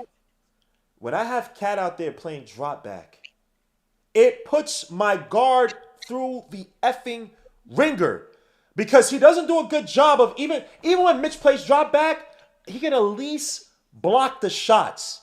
So I can trust him to say, you know what, I can leave the player on not island, but I can leave the play with Mitch, and then I will switch onto the big and try to defend as good as possible. When they play with Cat, he doesn't defend. So my guard literally has to try to fight over the screen, recover, and then that guy's still scoring on Mikal because Mikal's maybe too late and Cat is not blocking anything. No one talks about the strain that this bum-ass drop-back defense is not even just on Mikal. On any of our defenders who being ran off of screens. For obviously Mikal's getting ran off the most screens on the Knicks, so it shows up more with him. I put money on it. If OG had to go through the same amount of screens, put OG in Mikal's place and have him playing with Cat playing a drop back, his defensive numbers are not going to look good. That's why you can put OG in the second half of games, and it looks, oh my gosh, because a lot of times these guys play more ISO, they're not running the pick and roll as much, so it looks as if, I don't say it doesn't, because OG's a good defender, but his numbers don't suffer as much as Mikal does, when Mikal is literally the first freaking 60 plays of the game, they're running Mikal through the ringer on 90% of those damn plays, bro. That's all I'm saying. I'm not saying OG's not a good defender. Mikal, you can look at defensive rating, but there's a lot of context. That's why I hate you. Not you, and I'm not talking about Pete in general. But a lot of people say, oh, just look at the numbers. There's no context added to it. Why this guy's a bad defender. That's how people when Robin Lopez, oh, he's a bad rebounder, blah, blah. Come to find out, he actually was creating a crap load of rebounding opportunities with the Nets. Then it showed up more with the Bucks because they actually had a competent team. It was like, oh my gosh, now you actually, that's what I'm saying. People look at these numbers and say, oh my gosh, these numbers are, there's context. Watch the freaking film. I watch this film each and every night. Cat is terrible. Who's playing good defense with Cat with the drop back? So Come on, dogs. What are we doing here, man? are you re-signing Mikal Bridges? Are you giving him an extension? And if so much, and if so, how much are you paying him? Has he shown you enough for you to confidently, as the GM of the Knicks, walk into the room and sign a fat contract of 4 years, 140? You signing that? Because the reality is, I'm sorry, every Knicks fan would have been in shambles if we did not re-sign OG and Anunoby in the offseason. Mikal Bridges, Also because what we traded for him as well too, right? to me, it's not even more so, what we traded for him. Yeah, that was a big piece of it. But to me, it was his actual impact. Yes, but we're talking about 1 month of it. Yo, OG. Bro, you keep saying hold up. I like, bro, because everybody in the chat, I like OG. And remember, he was traded for my son, RJ. I like OG, so no one take this as me hating. I'm too grown to hate on any player because of production. OG gets hurt all the time. He had one of the greatest months of basketball, and even to the playoffs. The guy was impactful in the playoffs. If he's healthy against the Pacers, we win that series. But the thing about OG is that he's never healthy. So we're not even talking about market prices. We're talking about you have to overpay for these guys. So even if I say, I would love to sign Mikal, is he going to be paid at a price that I think is fair? Obviously not, but OG didn't really. OG's not a 40-something million guy, but you pay to make sure you get these guys, especially after you make a trade. That's how the NBA works. A lot of these guys aren't getting paid. Come on, bro. We're watching guys night out who are not producing. PG, Paul George. You think he's worth the money he's making before he got hurt? Come on, dogs. Like, we know these guys ain't getting paid. So even you asked me that. It's like, bro, what am I going to say? Like, he should get paid 30-something million because that's where they're going to pay him 40-something million. Unfortunately. Are you paying Mikal? At this point, even though I'm trying to trade somebody, because I just don't think this is it. I'm trying to trade somebody for some players. No, Bro said I'm trying to trade somebody. I'm not even trying to pull OG, but it's like, bro, like I'm watching this squad, bro. Unless they get it together, but it's like, whatever. I'm sorry. I need a starter and some type of depth behind him, bro, badly. And look, bro, go ahead. I'm not trading nobody that was a part of why the Knicks were one of the best teams we had seen in decades. Bro, man. I'm specifically referring to last year. You talking about one, and you talking about 1 month, my guy. I mean, let me say this. About 1 month, son. I'll be honest, bro. If anybody in my book is getting traded, it is Mikal Bridges. And it's not necessarily because of Mikal and his play more so, but to me, it's the criticality of that two-guard position. You are matched up with a lot of talent at that position. I don't know if I am confidently signing an extension for Mikal where I'm paying him $30+ million because, again, let's say you need to trade him the following offseason. Let's say he stinks. Let's say you re-sign him and he stinks in the offseason and then the Knicks need to add, potentially trade. I'm not sure a team wants to take on his contract without you adding on additional compensation. I'm not sure he's worth that 30-something million. Right now, he's worth what he's getting paid, which is that $20 million. This might be his best value. He's on a value contract, and that's why I said you can call around for him because he's only getting paid $20 million right now, and you got him for another year. So another team, that gives them enough time to look at him and gauge whether he fits, or they can package him in a sign and trade or do something else with him.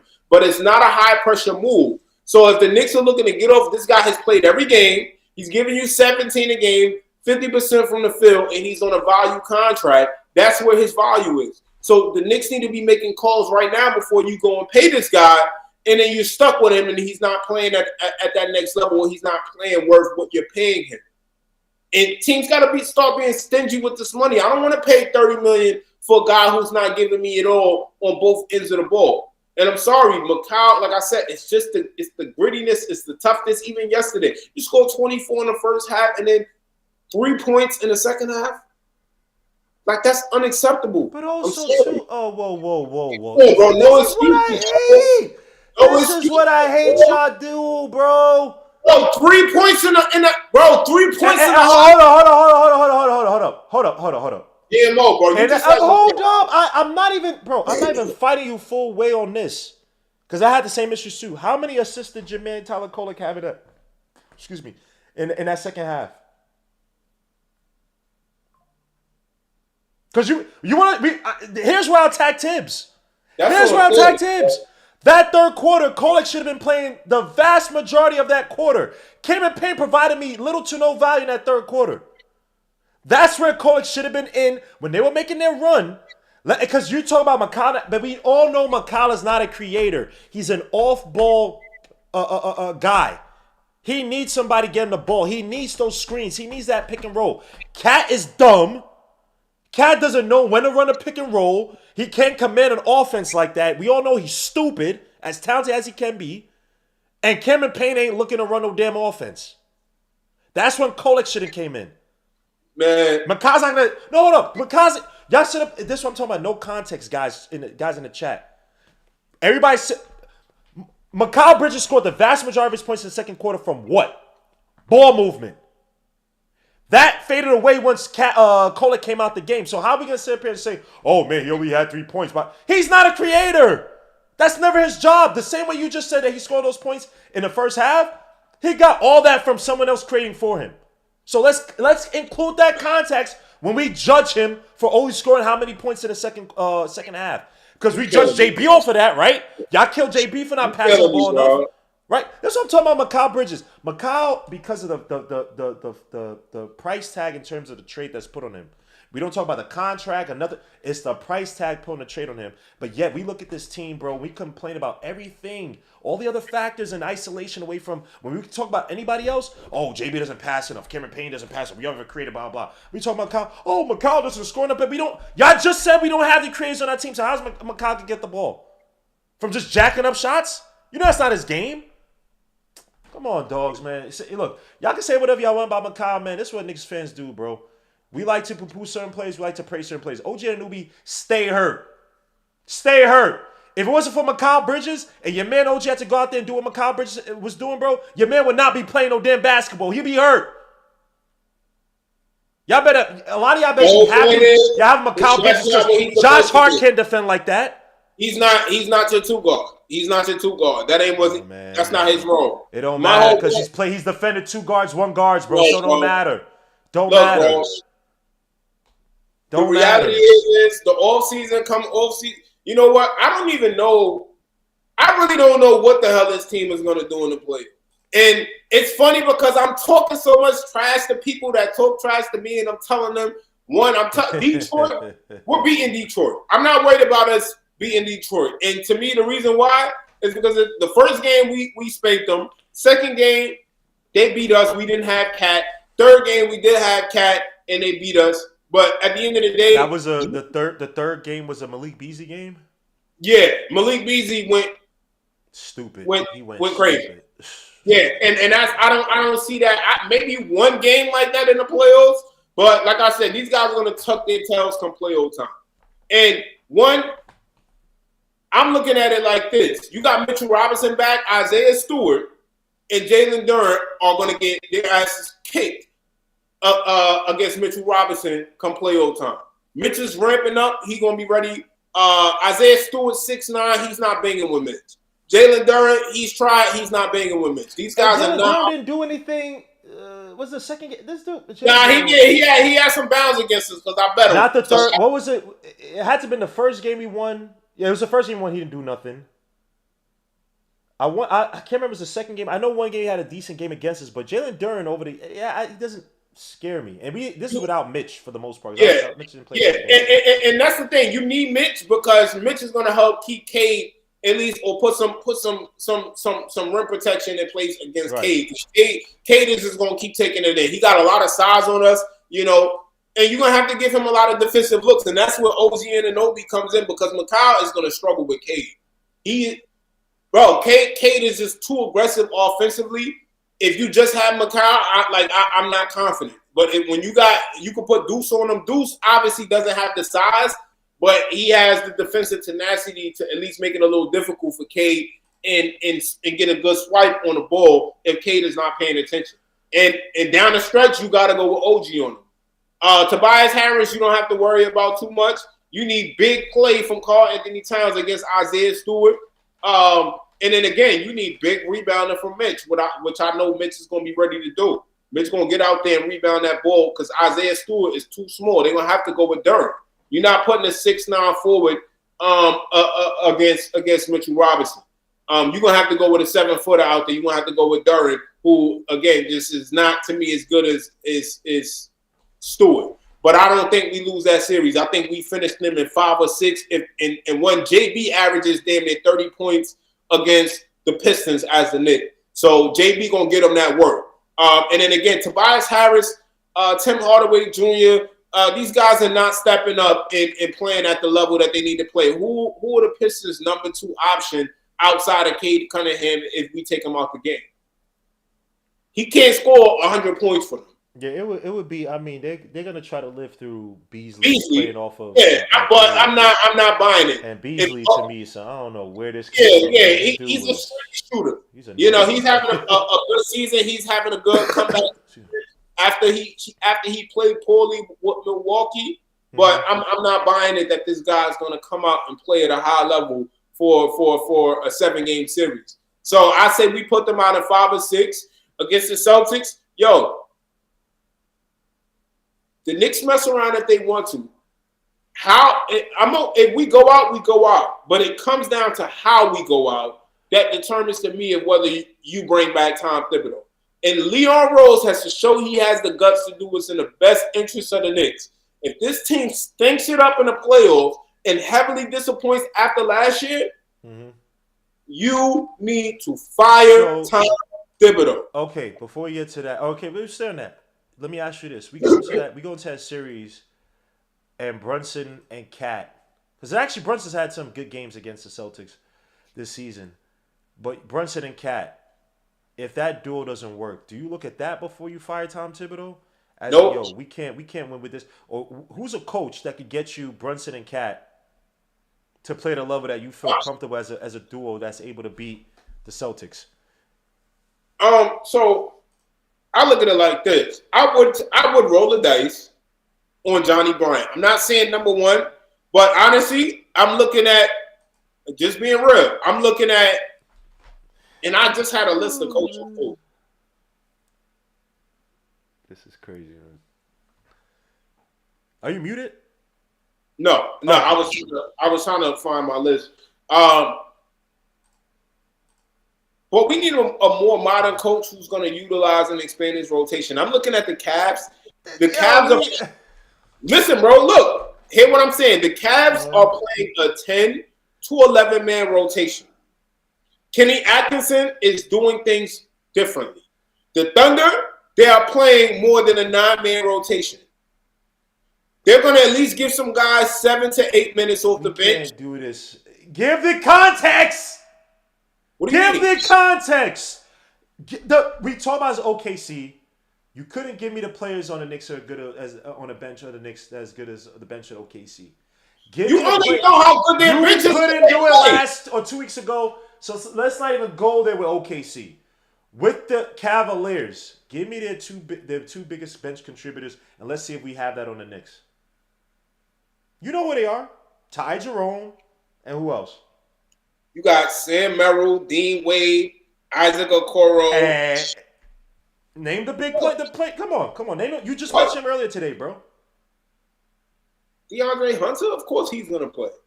But my whole point is, no. Hold up, Darcy. Do we have a DeAndre Hunter or Ty Jerome on this Knicks team? They just got DeAndre Hunter. Do we have a DeAndre Hunter or Ty Jerome on this Knicks team? Sir? I wouldn't know.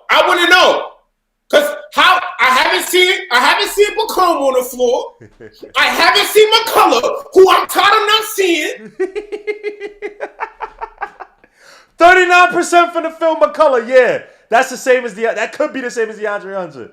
20% from 3 McCullough, coming off a leg injury. I'm tired of. Yeah, I'm tired of things, bro. The only guy I would agree with that I want to see in a scoring role is TJ. And we talked about this already. TJ Warren. So we all have that same sentiment. But we don't have a Ty Jerome. We don't have a DeAndre Hunter on the squad. You know who's actually he's supposed to be contributing on the squad, who's been eating straight butt, and no one talks about it enough? Precious Achiuwa. This guy is ass. He was supposed to be the guy who gave you that you could play for 20, 25 games, and he gives you connective play and good enough defense to hold down your front court as they get healthy. He's been and I don't mean unplayable like soccer, but soccer. He's been unplayable as in straight butt, straight ass. You traded Jericho Sims to keep Precious Achiuwa. And Jericho Sims was ass too. We have a bunch of ass depth pieces, bro. My whole point is straight butt anal. Listen, last year Precious Achiuwa gave you good defense. But he's undersized, bro. The man is 6'8". I don't want to hear that undersized crap. He's 6'9", bro. It matters. He's 6'9", bro. It matters. He moves like a forward. He can. Okay. So if he's not guarding centers all the time, he's guarding forwards too, and he sucks there. He's trash, bro. I'm sorry, man. Why don't you agree with me on that? You don't give no. Why don't I agree with you on what? On Pressure Achiuwa being absolute ass this season. I do agree. Okay. But someone said McCullough's better than Hunter. Are you out of your mind? Are you guys smoking crack? McCullough ain't no better than no damn freaking DeAndre Hunter. Stop. My bad, Darcy. Go ahead. Y'all do. See, this is what y'all do. Y'all feed the Darcy's poison, and now y'all believe this BS. That's a crazy thing, bro. That's not even that. Don't try to tie that to me. Don't try to tie that to me. I do, but the funny thing is that, look, man, I want to see some of these younger players do play. I would love to see Moses Brown, at least because the thing about it is that, like I said, these guys don't have to be in the playoffs, but just to spell guys like Mitchell Robinson, so Mitchell Robinson doesn't have to come back. I would have loved to, even though now you can't even say a garbage game, not garbage, but a game that we should dominate. We're not even dominating those games anymore, but I would have loved to see Moses, even when these young guys win these contracts, so they could play, even if they're not playing to the players, just spell Mitchell Robinson, spell Jalen Brunson, spell these guys, so they don't have to be rushed to come back. So I agree on that in that regard. But bro, OKC, we talk about this, bro. OKC come on, son. They got players on their bench that should be started around the league. Bro, the Cavaliers, who actually had a depth problem for years, their depth is a lot better than it was before. DeAndre Hunter, Ty Jerome, we don't have that, bro. Like, you don't even know what you have on your bench. We can't sit here and say, oh, these players aren't this or these players aren't that. We don't know. We haven't seen these guys play.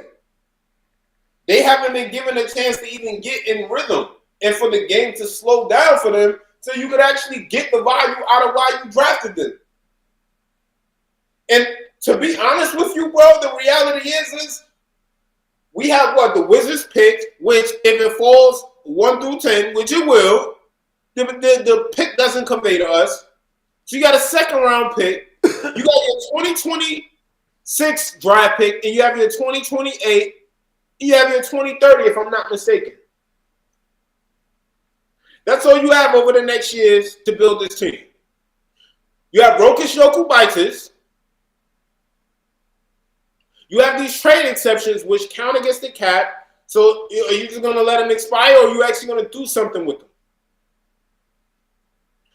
The Knicks have to play guys like McCullough. You have to play Kolek, and it's not just because you need to know what you have in them. Other teams need to be able to evaluate these guys and know if it's worth trading for them. You're not building their trade value. If you're not going to play them, then you need to at least be building their trade value, which the G League is not going to give you enough of a sample size for you for teams to know. You need to give them 7 minutes, give them 6 minutes on the court. I'm not against that though. Why is that so hard, bro? Why is I'm it not so against hard? that. You But gotta bro, be because you no, arguing. but bro, hold on. Stop. That's been my main point. Hold on. I've said this time and time again. Pacome, I know he's hurt, whatever he's out, but I've wanted to see Pacome get defensive minutes.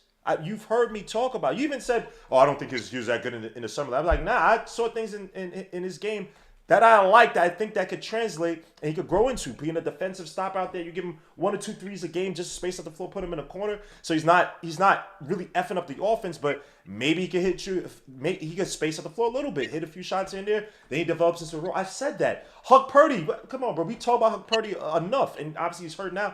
But I said with Kolek, the only thing with Kolek is that he's a little bit smaller, he gets into foul trouble. But I wouldn't mind him out there for a few minutes. But I'm not sitting up here saying Kolek is even going to be a game changer, but I'm not against these kids getting decent developmental minutes and building from it. My concern was like, why aren't I've said this, what happened where in the early group when you had Grimes, IQ, Obi all developing and learning on the Tom Thibodeau and you ran those second practices for them, why is it not happening the same with these kids now? That's all I ask. I don't know what's happening. Think about it, bro. We made the playoffs one year. Then we had these young guys we drafted, and they weren't getting played, and the Knicks didn't make the playoffs. And everybody screamed to Thibs, maybe if you would have played the young guys, we would have made the playoffs. Thibs starts playing the young guys the next year. We make it into the playoffs. Cool. You are actually able to trade these. Whoa. Y'all see how Darcy is evil. This guy is sick. Darcy's a sick individual. He said we started playing in young players and we made the playoffs. Are you talking about the year we got Jalen Brunson? We made the playoffs because. Are you talking about the year we got Jalen Brunson? Yes.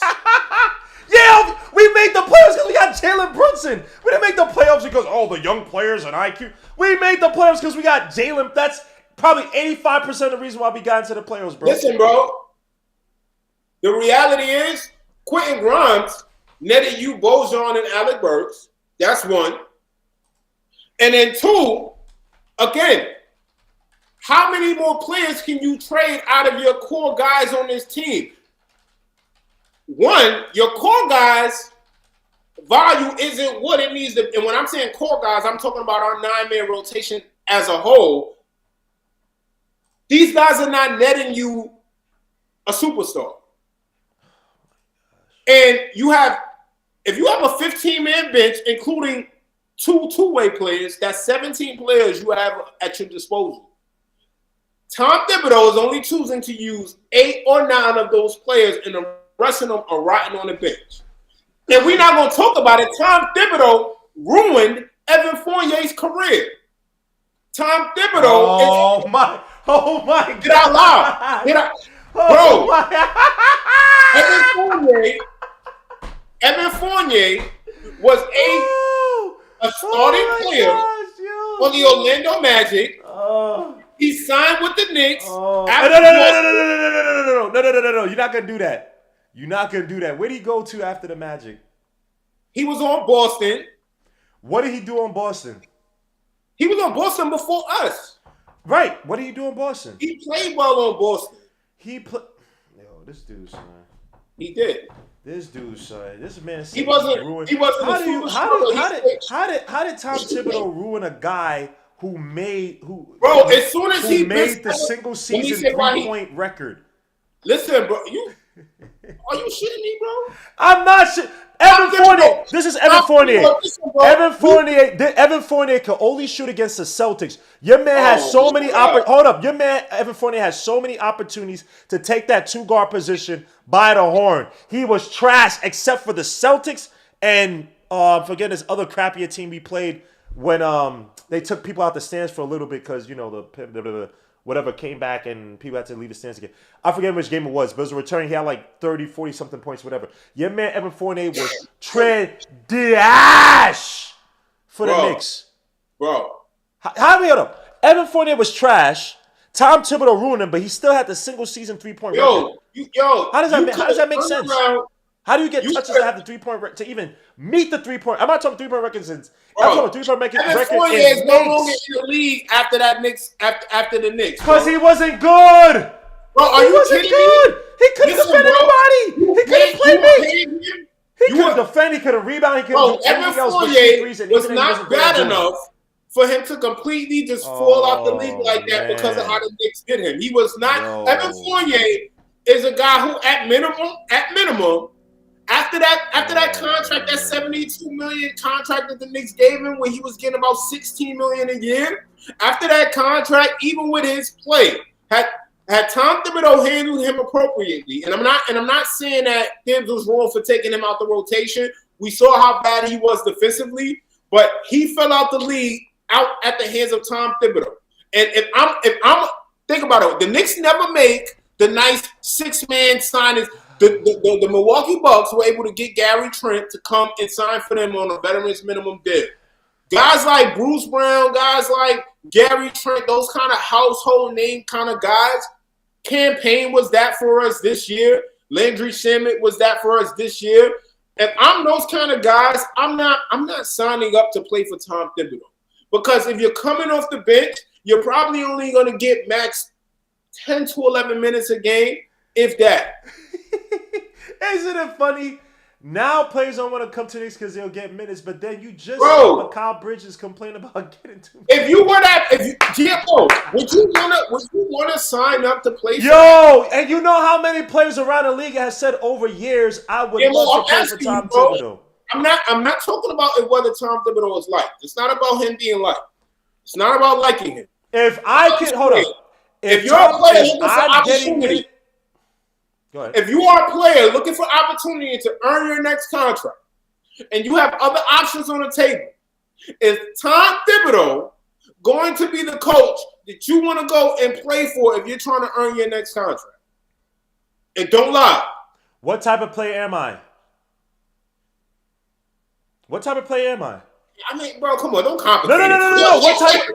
No. Because what type? If okay, but like, hold up, Darcy. This is the reason why I ask. If I'm a ball dominant guard, I don't want to go to the Denver Nuggets where Jokic's gonna get all those touches. As great of a team as they can be, or as good of a team they can be, championship, all that stuff, and Jokic's a great player. If I'm a ball dominant guard, I don't want to, bro. Because this is why, guys, context matters. You said the Denver Nuggets. Did the Nuggets not get Bruce Brown paid? The Nuggets got Bruce Brown. Bruce Brown was he wasn't a ball dominant guard. What are you talking about? Bruce Brown was in 6-man. Bruce Brown was not a ball dominant guard. Bruce Brown was in 6-man. Look it up, bro. No, yes, he was in 6-man. He was a glue guy. He wasn't a ball dominant. He was their leading scorer off the bench. He was not a ball. Oh my gosh, bro. He was not a ball dominant guard. What are we talking about here? He was not a ball dominant guard. Oh my gosh, dogs. What are we doing here, bro? Even hold up. You know, I'll give you an example right here. Russell Westbrook had to change his game to fit with a team like the Denver Nuggets because he was a ball dominant guard for basically 90% of his career. He had to change his game. What are we doing here? What are we doing here? Context matters. If I'm a 3-and-D player, if I play defense, if I'm a Tony Allen type, if I'm a James Posey type, I would love to play for Tom Thibodeau to get my next contract because I'm getting paid. Go ask Ihart how much he just got paid on his next contract. Ihart's not a $29 million center in the league. He just got paid because of Tom Thibodeau. Bro.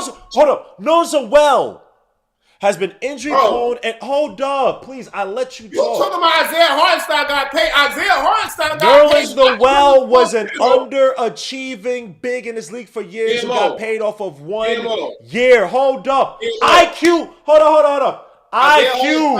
IQ is at best an off guard in this league. He got paid because of the play. And people say, they don't start him. And he still got paid largely off of what he did with the Knicks. What are we talking about here? Context matters. But to make it seem like, would you want to play for the Knicks? It depends on what I do best. It would depend for any team. I'm not going to just go to any team where I can't use my talents to make myself look better. If I'm a ball-dominant player, if I like to hog the ball and shoot and chuck, and I don't even mean that in a bad way, I'm not going to play for Tom Thibodeau. It makes no sense. I'm not going to play for a lot of teams in this league. It would make no sense. I'm not getting paid. But don't make it seem like, oh, it's a Tom Thibodeau thing. Shout out to Khalid. He said, yo, if you go to other teams, they all have weak defenders somewhere, but coaches know how to hire players who don't defend well. But where's the comment? Who's Khalid? Cat? Which one? Khalid Pasha. What's the comment? He said Fournier was horrible at defense of the Magic. Celtics who can still get you buckets. And they was hiding him on defense, and Tibbs' defense system exposed you if you're not a good defender. Bro, if you're not even a competent defender, you get exposed in Tom Thibodeau's system. Fournier was not. Why are we doing this with Fournier? Why are we having revisionist history of Fournier? He was not a good ball. Forget even the defense. Forget the defense. Forget the defense. Was Fournier dependable on offense? Guys, bro, if you're not one of these guys, he gonna hurt your career. I wonder, and the funniest thing, I wonder why. I wonder why that the vast majority of guys become wanderers in this league. There are only two players I know you're going to point at. One who fits that offense very well because he basically does the same thing he's doing Tom Thibodeau's team. Just runs the floor and shoots the three. And he has an occasional 40-point game. Runs the floor and goes. He doesn't defend, doesn't rebound. So he was never going to fit here. He fits with that soft-ass Pacers team. where you have freaking Pascal and Turner doing most of the defense for the most part. And then Grimes had to move from team to team to team, and now finally he's on a team that's going nowhere, and he's putting up numbers. Big fish or big-ish fish in a small pond. Bro. But everybody else that's come from this team, on Tom Thibodeau's team for the most part, have done nothing. The guys that we ruined have done nothing elsewhere. And they've been on teams where they have youth movements.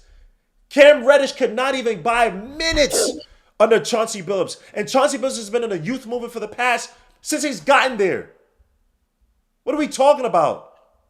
Everybody likes to put on Tom Thibodeau like he's holding these players back. And it's weird how these players don't do nothing else in the league for the most part. Even with Grimes' the games he's had last week, the Sixers are still in the doldrums. They're not looking at that like, oh my gosh, yeah, we could really build around this. That's a Tyrese Maxey and somebody else team. Ain't no Quincy. Oh my gosh, Quincy Grimes can really carry this team to prosperity. Come on, dogs. Obi Toppin's a beneficiary of freaking of Halliburton. When Halliburton went down last year versus the Celtics, where the hell was Obi Toppin? Exactly. Everybody said poo-poo on Tom Thibodeau. Half these guys are not surviving outside of the Knicks system. Because the rest of the league sees them, let's try to build it. And there's nothing. Oh, crap, maybe Tom was right. These guys lack fundamentals. These guys can't defend. These guys can't pass. These guys can't make the right reads. These guys can't shoot. What are you talking about, bro? Honestly, I'll even take Mike Woodson back, bro. I'll take Mike Woodson back. Like, yo, you'll go ISO ball with Jalen. Man, look. You go ISO ball with this. Is what I'm telling people. Not with how he's coaching. Your man Woodson did the same ISO system they did for Joe Johnson when he had Joe Johnson, Josh Smith, had Jeff Teague, had Paul Millsap, had The league changes, bro. No, I mean Josh Smith. My bad, Josh Smith. What's your man that's on the Celtics now? Dominican dude. Why am I forgetting this guy's name? I was mentioning the wrong players on the Hawks. My bad, y'all. But he had Joe Johnson, Josh Smith. He had who's the damn big man? Al Horford, and he still played ISO ball with freaking Joe Johnson. Came to the Knicks. I'm not saying they had a great squad, but they had J.R. Smith, who did develop on Woodson to become one of the best two guards in the league. But that system was what? Carmelo Anthony base, ISO Melo. What are we? Yo, come on, dogs. What are we doing here, bro? We'll get rid of Tom. Go ahead. Bro, let's think about it. Other game, I got pissed off. Which game? It's the end of the game. It's PJ Tucker's first home game at the Garden. Mm-hmm. Game is over. We already got the win. 2 minutes left. The crowd, PJ Tucker, fans pay their hard-earned money to attend the game. And you are getting paid millions. The crowd is chanting. They want to see PJ Tucker. PJ. Yo, Darcy, you were listen, bro. He's too stubborn. He abuses his power. He doesn't give the young guys a chance to hoop, even if it's 5, 6, 7 minutes. Bro, you want to put these guys in at garbage time, which we rarely have. They're not in rhythm. Then they stink up the place in garbage time a little bit, and now that's their worst. It's like, yo, if you would give these guys 5 to 6 minutes off the bench every night, I guarantee you they're more likely to get better as players and progress more than they are if you don't give them any minutes and you give them like what they're doing now. Thibs is a toxin to this team. Oh my I'm God. sorry. He's a toxic. He's a guy who's got the Knicks to the playoffs. Was it 4 out of 5 or 3 out of? Sorry, 3 out of 4. Look at the talent on this team. He's I am a not toxic, confident. son. This is crazy. I am not confident. What is the talent behind you? Oh, okay, Hey, look, finish your comment. Finish your comment. Can you do me a favor? Yes, sir. Can you put out a poll to the fans in the comments and ask them, are you confident that Tom Thibodeau is the coach to lead this team to a championship? I want to hear what these guys got to say, man. How do other Knicks fans feel about this guy? Because I'm sorry. I love Thibs. Make no mistake about it. This is his dream job. I would never want a man to fall short of achieving his dream. But I'm sorry, he has not shown the ability to adapt to modern NBA basketball. He has not shown. I'm sorry, bro. Listen, yo, look, and I'm not saying I've said this before. These have always been my sentiments about him. Thibs is a good coach. He is not a great coach. He has not grown to that level. He has not grown to it. Other coaches, you look at their previous experiences, and typically they tend to show that they grow from it and they learn from it. Thibs is so stubborn that it just takes too long for him to grow, and we can't waste seasons with him trying to figure it out. We can't. We can't. Not when you have traded for Mikal Bridges, not when you have traded for Karl Anthony Towns, and you don't have draft capital to take more riskier gambles. You don't have it. This is your core. This is your guy. You need to find a coach who has demonstrated the ability to adapt and show flexibility and maximize his entire roster. Because, again, how can the Knicks make trades? Thibs coaching impacts the front office. Because when the front office goes and makes calls and says, we'll give you this guy, we'll give you this guy. Yo, the front office decisions impact Tibbs' coaching, bro. What the fuck? Yeah. Like, what are you talking about? Yo, the guys you bring in is what I can coach. If you give me Andrew Shamet and say, yo, this is your key contributor off the bench, I have to coach that. I got to coach Andrew Shamet. Signing off on it. You don't think Thibs is signing off on getting these I'm not guys? saying he doesn't sign off on it, but hold up, but you're literally sitting up here and you're just putting everything on Tibbs. When our bench, you compare this to other teams' benches, bro. We don't match up player for player. It don't matter how much you coach up Landry Shamet. Your man is missing wide open threes. Don't matter if I run you through a Spain pick and roll, motion strong. Don't matter if I run you through a Princeton offense. Don't matter if I do a high-low. If you're missing open threes, you're missing open threes. Don't matter what I do. Don't matter what I do. I'm not asking you to freaking dribble the ball, run the offense. You're missing open threes. Pressure sure. You can't make a layup to save your life. It don't matter what I run, you're missing open or slightly open layups. Don't matter how I coach it up. So let's stop. We're not making Landry Shamet. We're not trying to turn Landry Shamet into Gary Payton on offense. Or not Gary Payton. Let me pick a freaking Mark Price on offense. I'm not taking Cameron Payne and trying to make him freaking Chris Paul on offense. Your man is jacking up threes in transition and missing them. Landry Shamet can't hit a catch and shoot three to save his life. He shot 34% from three last year. How many coaches can sit up there and coach that up? Oh my gosh, let's coach that up to 40%. That's not realistic. If you're missing shots, you're missing shots. This bench is not that good at all. We got guys starting now who got hurt too. Miles McBride is not supposed to be starting. Miles McBride is supposed to be coming to the bench. He's hurt. You talked about Tibbs hasn't adapted. All Tom Thibodeau has done since he's been here in New York. I'm not saying he adapts game to game, as a lot of people would like. But in terms of finding the next guy up, Tom Thibodeau has done a good job in at least doing that. Nerlens Noel was not supposed to be the guy up, but because Mitch got hurt.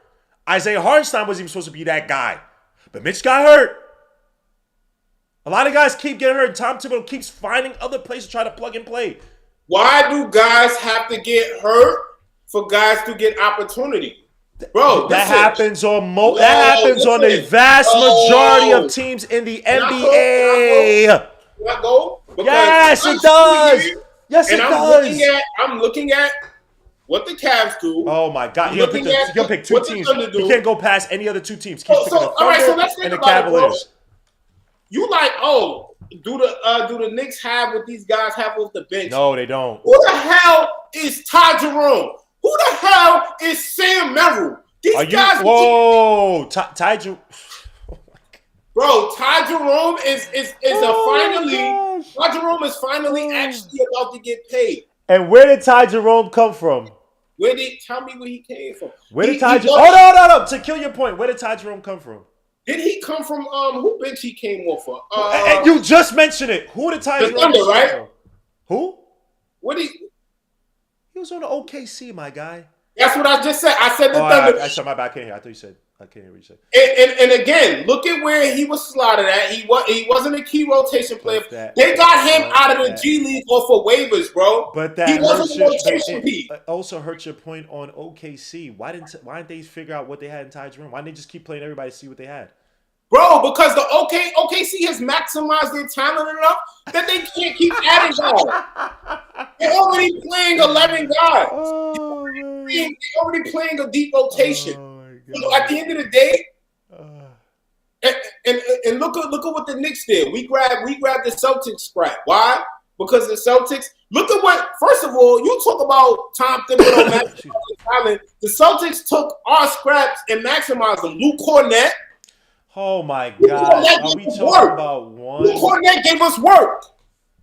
And then we took other team scraps like iHeart and made him what he is. iHeart was not no scraps. Yes, he was. Yes, he was. He came from the iHeart was on the Rockets, Cavaliers, Clippers. The Clippers had a chance to resign him and said, "Nah, we good." iHeart, no. Stop Clippers had a chance to resign iHeart. They said, "Nah, we good." Stop it, Nah, we good. What are we talking about here, dogs? Stop it, GMO. No, bro. What are we talking about here? We had a chance to sign him. Oh, sorry. Clippers had a chance to sign him. They didn't. Bro. The reality is oh my if God, the Knicks want to make calls and want to package players that we're already paying that's counting against our cap, the Knicks cannot sit there with confidence and go and call about Tyler Kolek. They can't call about Pacone Dadier. They can't call about trading Kevin McCullough. They can't confidently call and trade about none of these guys. Because why?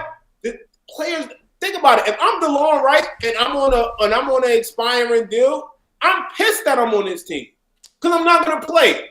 So teams, guess what? When come the off season and I'm fighting for another contract, teams can't sit there and say, "Oh, we got a good sample size of things to know what you can do and what you can contribute, so we're going to pay you." No, you sat on the Knicks bench and rotted away.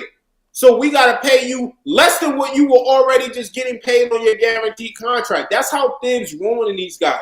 He's not getting them paid. Leon Rose, make sure bro.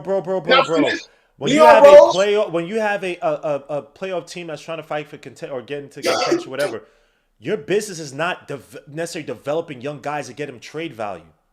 Your business, hold up, listen. You're in the business of winning games. Wait, did y'all just hear what GMO said? He just said, "Oh, you're not in the business of developing your young guys to get them." Yes. That's hold up. That's the. Can I finish my point? You don't have any picks, so you're gonna have to finish my point. No, that's not. You're not even, bro. You're not even listening to what I'm saying. You're not in the business of developing young guys to build up their trade value. You're in the business of winning. So whoever fits that paradigm for you to win best, you're going to play them, even if that means that young guys are not getting crazy minutes to develop. That's my point. If they fit within the system to develop, and again, I want these guys to get minutes, so I'm on that side. But when you're talking about, oh, we got to get this to trade value up, so if guys close, if you're in playoff contention, you're not necessarily thinking about what the guy, and I'm talking about for all teams, not just the Knicks, you're not necessarily concerned about what the 13th guy can do to see if he has enough trade value that can trade him off in the season. You think about how can I win from game to game? And if that guy does not help me game to game right now because he's going to take a lot more development, whatever it is, then I'm probably not going to play him a lot of minutes. That goes for most of any team. There are a bunch of guys in this league that are 13th guys on the benches of teams, including OKC. That could be starters or could develop elsewhere if they got more minutes. But because that team is in contention and they have a rotation that has a proper rhythm, guys getting a certain amount of minutes, they're not going to get a lot of minutes to so-called develop, bro. What was one of our talking points earlier? One of our core talking points was the fact that this team does not have enough off the bench. And guess what?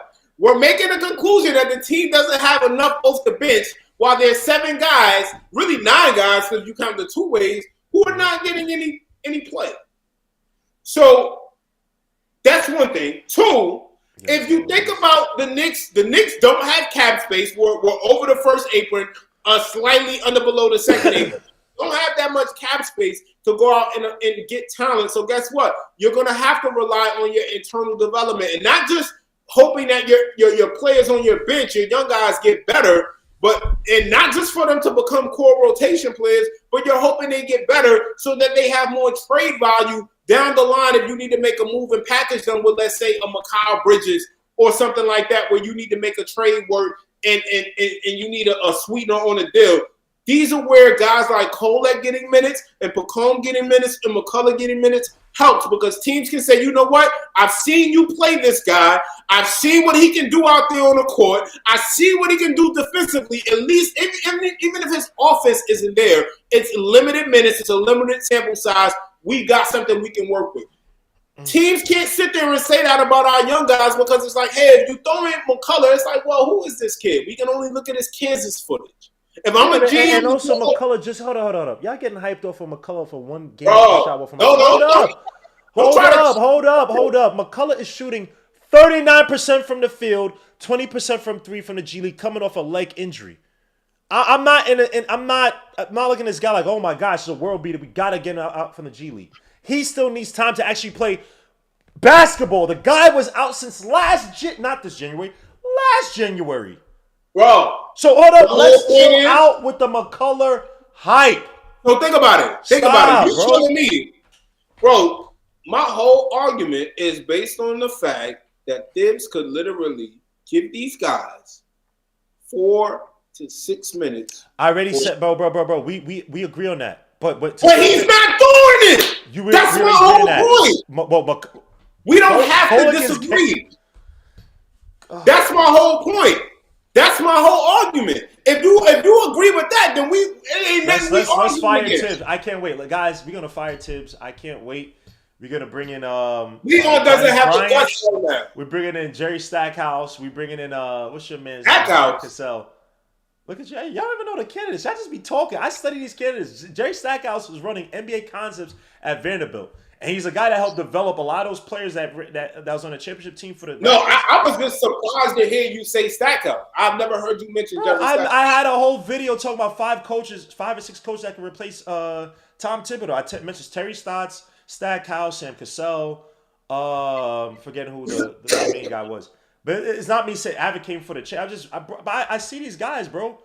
I see these guys, but also you see that they're not getting jobs elsewhere. Sam Cassell developed a whole bunch of point guards, SGA, or helped develop SGA, John Wall, bunch of these guys. Tyrese Maxey was working out in the summer, They said he does terrible in these interviews. So when people say they want what's on the other side, I'm telling you, everything looks great on paper, especially when you don't like the coach. When they come in here, then y'all see it. We've seen a lot of great coaches. Brian Shaw was a developmental, studious, all that, can run every play, was on freaking Denver Nuggets doing on 3, 1, 2, 3. They were ridiculing that guy. Ain't supposed to be the development guy. Chauncey Billups, as much as I think Chauncey Billups is one of the smartest players of all time in the NBA, that Blazers team is not looking closer to contending anytime soon, despite the fact they got all that talent. Shaden Sharp, they still got freaking Simons. Got all these players. Scoot Henderson. They're not any closer. Bro, they have a 2-year window and them boys going to be ready to hoop. Look at how they played against us. You forgot about that game? I apologize, guys, for the volume. My bad, y'all. Yes, without our best player. Yes. We still won. You like without our best player. It's the Trailblazers. We shouldn't need our best player. Oh, man. Come on, bro. Let me read these last comments we had, man. There's been a spirited conversation with my brother Darcy, man. It's all love, man. Your man Darcy. I'm telling you, bro. Darcy's gonna be Tom Thibodeau wasn't as bad as he said. He not wrong, Jim, especially since the bench has been ass all year. So wait, B baller for B baller for real? Yeah, B baller for real. So then why do you want to play the bench? Why do you want to play the bench, B baller for real? If the bench has been asked, why do you want to play the bench? Again, Donovan Williams is averaging. He's been playing. Wiry athlete. We need a young spark plug like that. And guys, as much as I want to give again, Pacome, I mentioned. Kolek, I like him play minutes. Purdy, I want to play minutes. We gotta stop taking what guys do in the G League and think that just easily translates to the NBA. It doesn't. It doesn't. It doesn't. I even want freaking Moses Brown to get minutes, and he even flashed in the NBA with the Mavericks. But to think that all these guys, their stats, whatever, it just doesn't. So we'll see. But again, I still want the young players to get minutes, defensive minutes to cover for our team. I've said that. But it is. Let me see how it comes before you head out, man. Man, do you realize where we would be if we had a coach who developed rookies early? Imagine if Deuce developed. What? Hold up. Do you know what Deuce's development largely came from himself? It wasn't minutes per se. He couldn't shoot. He even said himself, he had to follow what IQ said, yo, put in the work. And he did put in the work. Why do you think his jumper's a lot different, a lot better than it was before? This dude couldn't shoot mid-range shots like that off the dribble.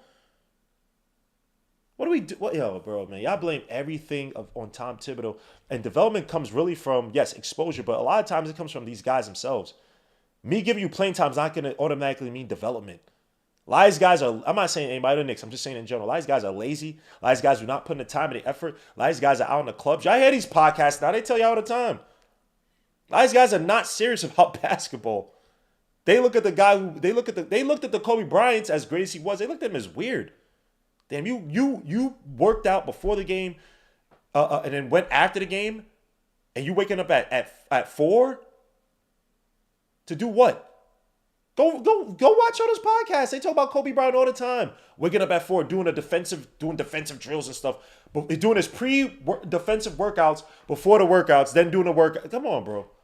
Come on, these guys are not serious, man. If, more of these guys that take this craft seriously, they say it all the time. These guys don't even, man, whatever.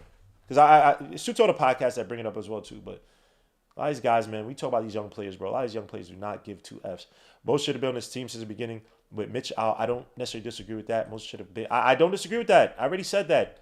Most should have gotten some minutes. I understand don't want to play the rookies, but why Beauchamp, Tucker? Well, Beauchamp's probably not gonna play again, bro, because your man is your man threw it off the backboard. That showing up teams. That's Tom is old school with that. Thank God he made it. If he missed that dunk, bro, he would have gotten eviscerated. I watched the G League. Only young player I wanted is Kevin McCullough. Dude had a trip. Oh my gosh. Yeah. I played him over Shamet over Payne. McCullough has to get bro. Guys. McCullough came off a serious injury last year before even the tournament for Kansas. He's also older too. You got to give this guy some minutes to get his proper bearings under him. You put him out there in the NBA minutes where the game is faster, more impactful, he can re-injure himself. Y'all not even thinking about that. Y'all just think of production and just throw it into whatever machine. So, oh my gosh, I can see that. No, bro, it don't work that way. It don't work that way. Damn, son. Y'all be smoking, man.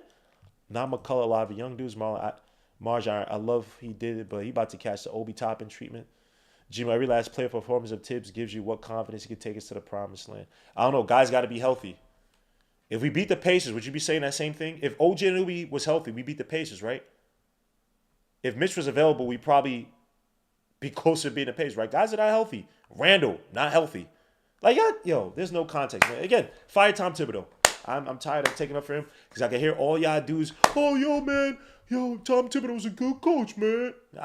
Fire him now. Get whoever y'all want. Whatever. Every year somebody's getting hurt. Randall literally rolled his ankle twice within a span of 4 weeks. Oh, it's Tom Thibodeau. Yes, Tom Thibodeau. No one else on the Knicks could shoot. Besides Brunson and RJ score. RJ couldn't even shoot from outside that year that we lost to the Heat. Josh Hart didn't shoot. IQ didn't shoot. Grimes didn't shoot. Mind you, Grimes came back from an injury. That's on Tom Thibodeau. IQ couldn't shoot. But yeah, blame Tom Thibodeau. Everybody else, Tom Thibodeau. Last year, everybody got hurt. Randall got hurt on a play he shouldn't even been attacking the basket. Same thing Cat did yesterday.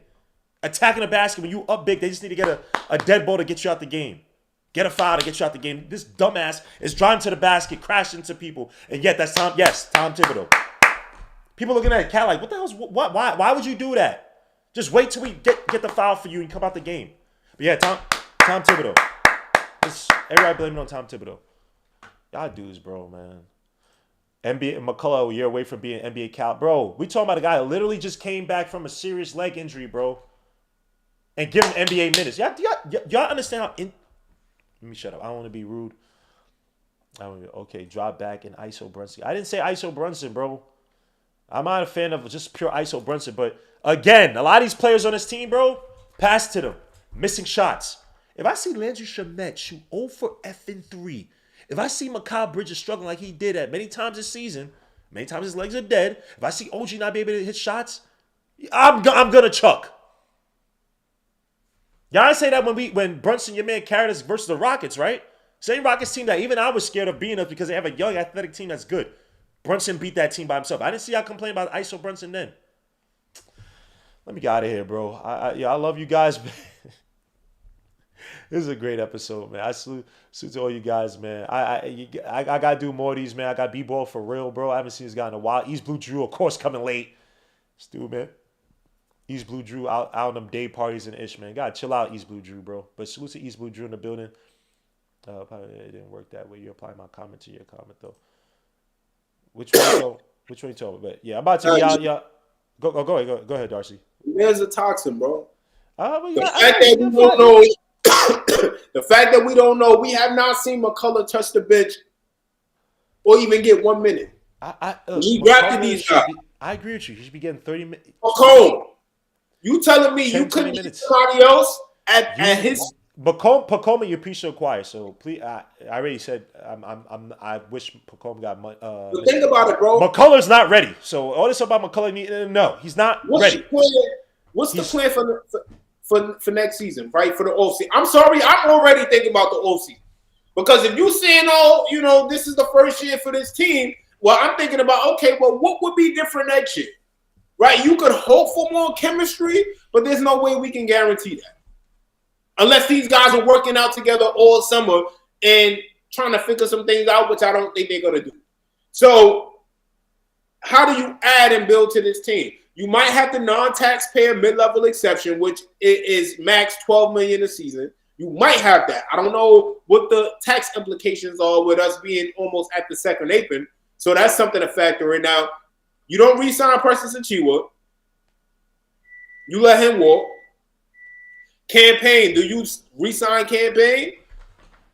I guess it depends on his playoff performance, right? You might bring him back. I'm not sure. We also have Achiuwa coming off. That's $6 million right there, right? I think you gave him $8 million. Nah, 6. I just looked up the contract. $6 million and the impact on the cap is 6. So that's 6. He's an unrestricted free agent too. So that comes off the book. That's $9 million. So with Cameron Payne, assuming you have Cameron Payne. Yeah, you got Campaign. You got Shamit. Shamit is making what? $1 million and some change? Probably. Most veteran minimum. So, again, how many guys are you finding to replace these guys? So this is what I'm saying. Why are you not looking at your young guys unless you actually have cap space available where you're like, we have the means to build our bench? Right now, I'm not sure we have the means to build our bench. Not without giving up valuable assets. I don't want to trade McBride. I don't want to trade Mitch. I really don't want to. But you might have. Hold up. But I don't think you have to. Yeah, if you don't have first-round draft picks, hold up. You just said we're not playing in young players to see how much value you have. But you do have players on this team. A guy like Miles McBride, who's improved. You have a guy like Mitch, who's when healthy. You can't trade him, though. You can't trade these guys right now. They're too critical to your team as is. No, I think you meant in the offseason. I think you said in the offseason, not Obviously, you No, can trade now, but when I'm saying right now, you I'm can't trade now. saying as currently constructed, they're too essential to your team to be talking about But trading. if we're but we talk about value, we don't have the first round draft picks. We're not developing the young players, like you Here's my said. plan. Who you gonna trade off then? Here's my plan. One, I'm trading for Sadiq Bey. I don't know what that's going to take. That's six million. We got a trade exception. We can fit him in without matching salaries. So in that situation, you could give up Tyler Kolek, give the Wizards Tyler Kolek, and you get Sadiq Bey back. Do Knicks fans agree with that? I don't know. And the reason why we don't know is because we haven't seen enough for Kolek to say we pull the trigger on that and not look back.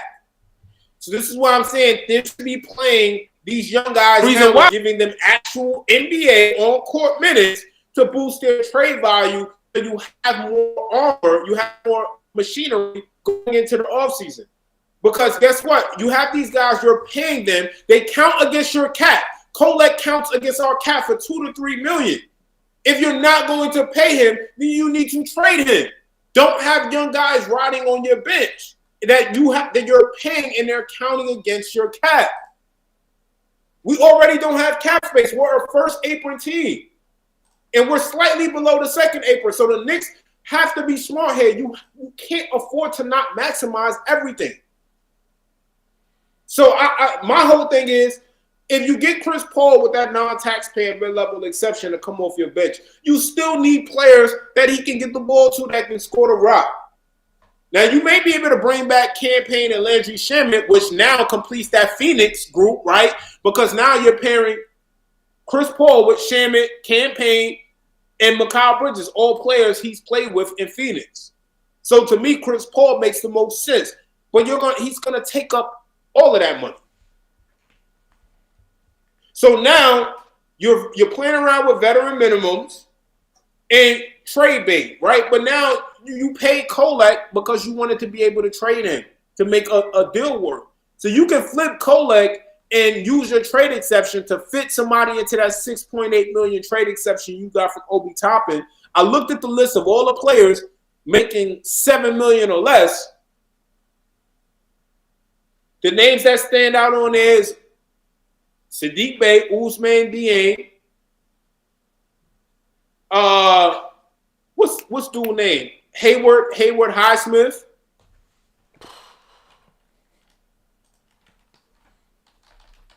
Not a lot of options there. But again, this is why I say trade Mikal. Because if you're not gonna, you know what? If you don't trade Mikal in the offseason, you trade him before the trade deadline. See how the not going. You have to trade for Ousmane. I'm not sure you do that. Excuse me. You do that. They got the club options exercise for the next 2 years, and he'll be restricted free agent 2 seasons from now. Like I said, man, Tari Eason. I would love Tari Eason here, but I don't think we can make that trade. I don't know what the Rockets would want. They probably want a first, and they probably want to possibly package Tari Eason in a bigger trade for a bigger name. You can't give up no first for role play. No, that's the type of play that I don't see Tari Eason as just a role player. I don't see him as just a role player, but it is what it is, man. I think Tari Eason from the Rockets. If he was on his team. Do I say it again? I can't hear you. Hold on. If we had Tari Eason on this team, he'd be a role player, bro. I don't know. I think he'd be a bigger party off. I know what you mean. Yes. Oh no. Yes. Like yes, he wouldn't be Brunson or Cat in a sense, but I just think his impact would be fairly strong on a squad. I mean, that's wishful thinking, but like I said, with how Thibs is, bro.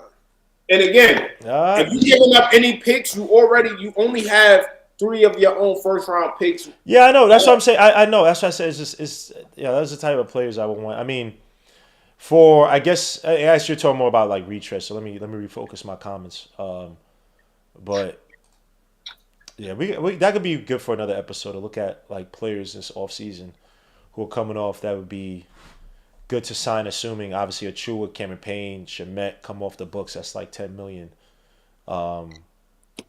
And then you have the trade exception. You have the mid-level that we didn't use. We actually got 2 trade exceptions because we got one from Quickly and RJ, And so that RJ. expires December 2025. Right. So no, we could talk about that. But yo, guys, I'm about to be out, man. Darcy, man, I appreciate you, my guy, man, as always, man. Spirited debates, bro. That's my guy, Darcy, man. Great discussion, man. Enjoy your food. I don't know what the hell this dude's eating.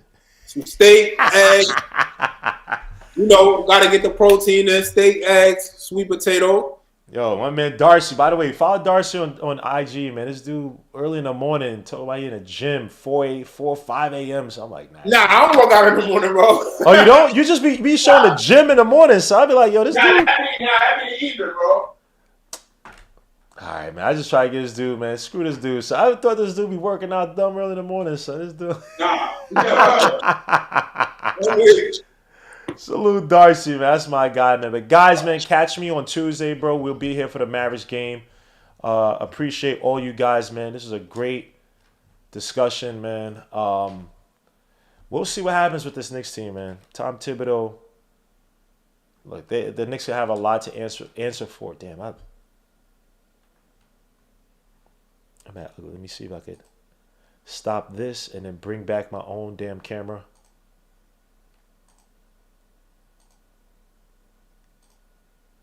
Let me see if I can I bring it back my own camera? Let me get off here. Look at this. It's on my IG. Oh my gosh. What is this? That's StreamYard.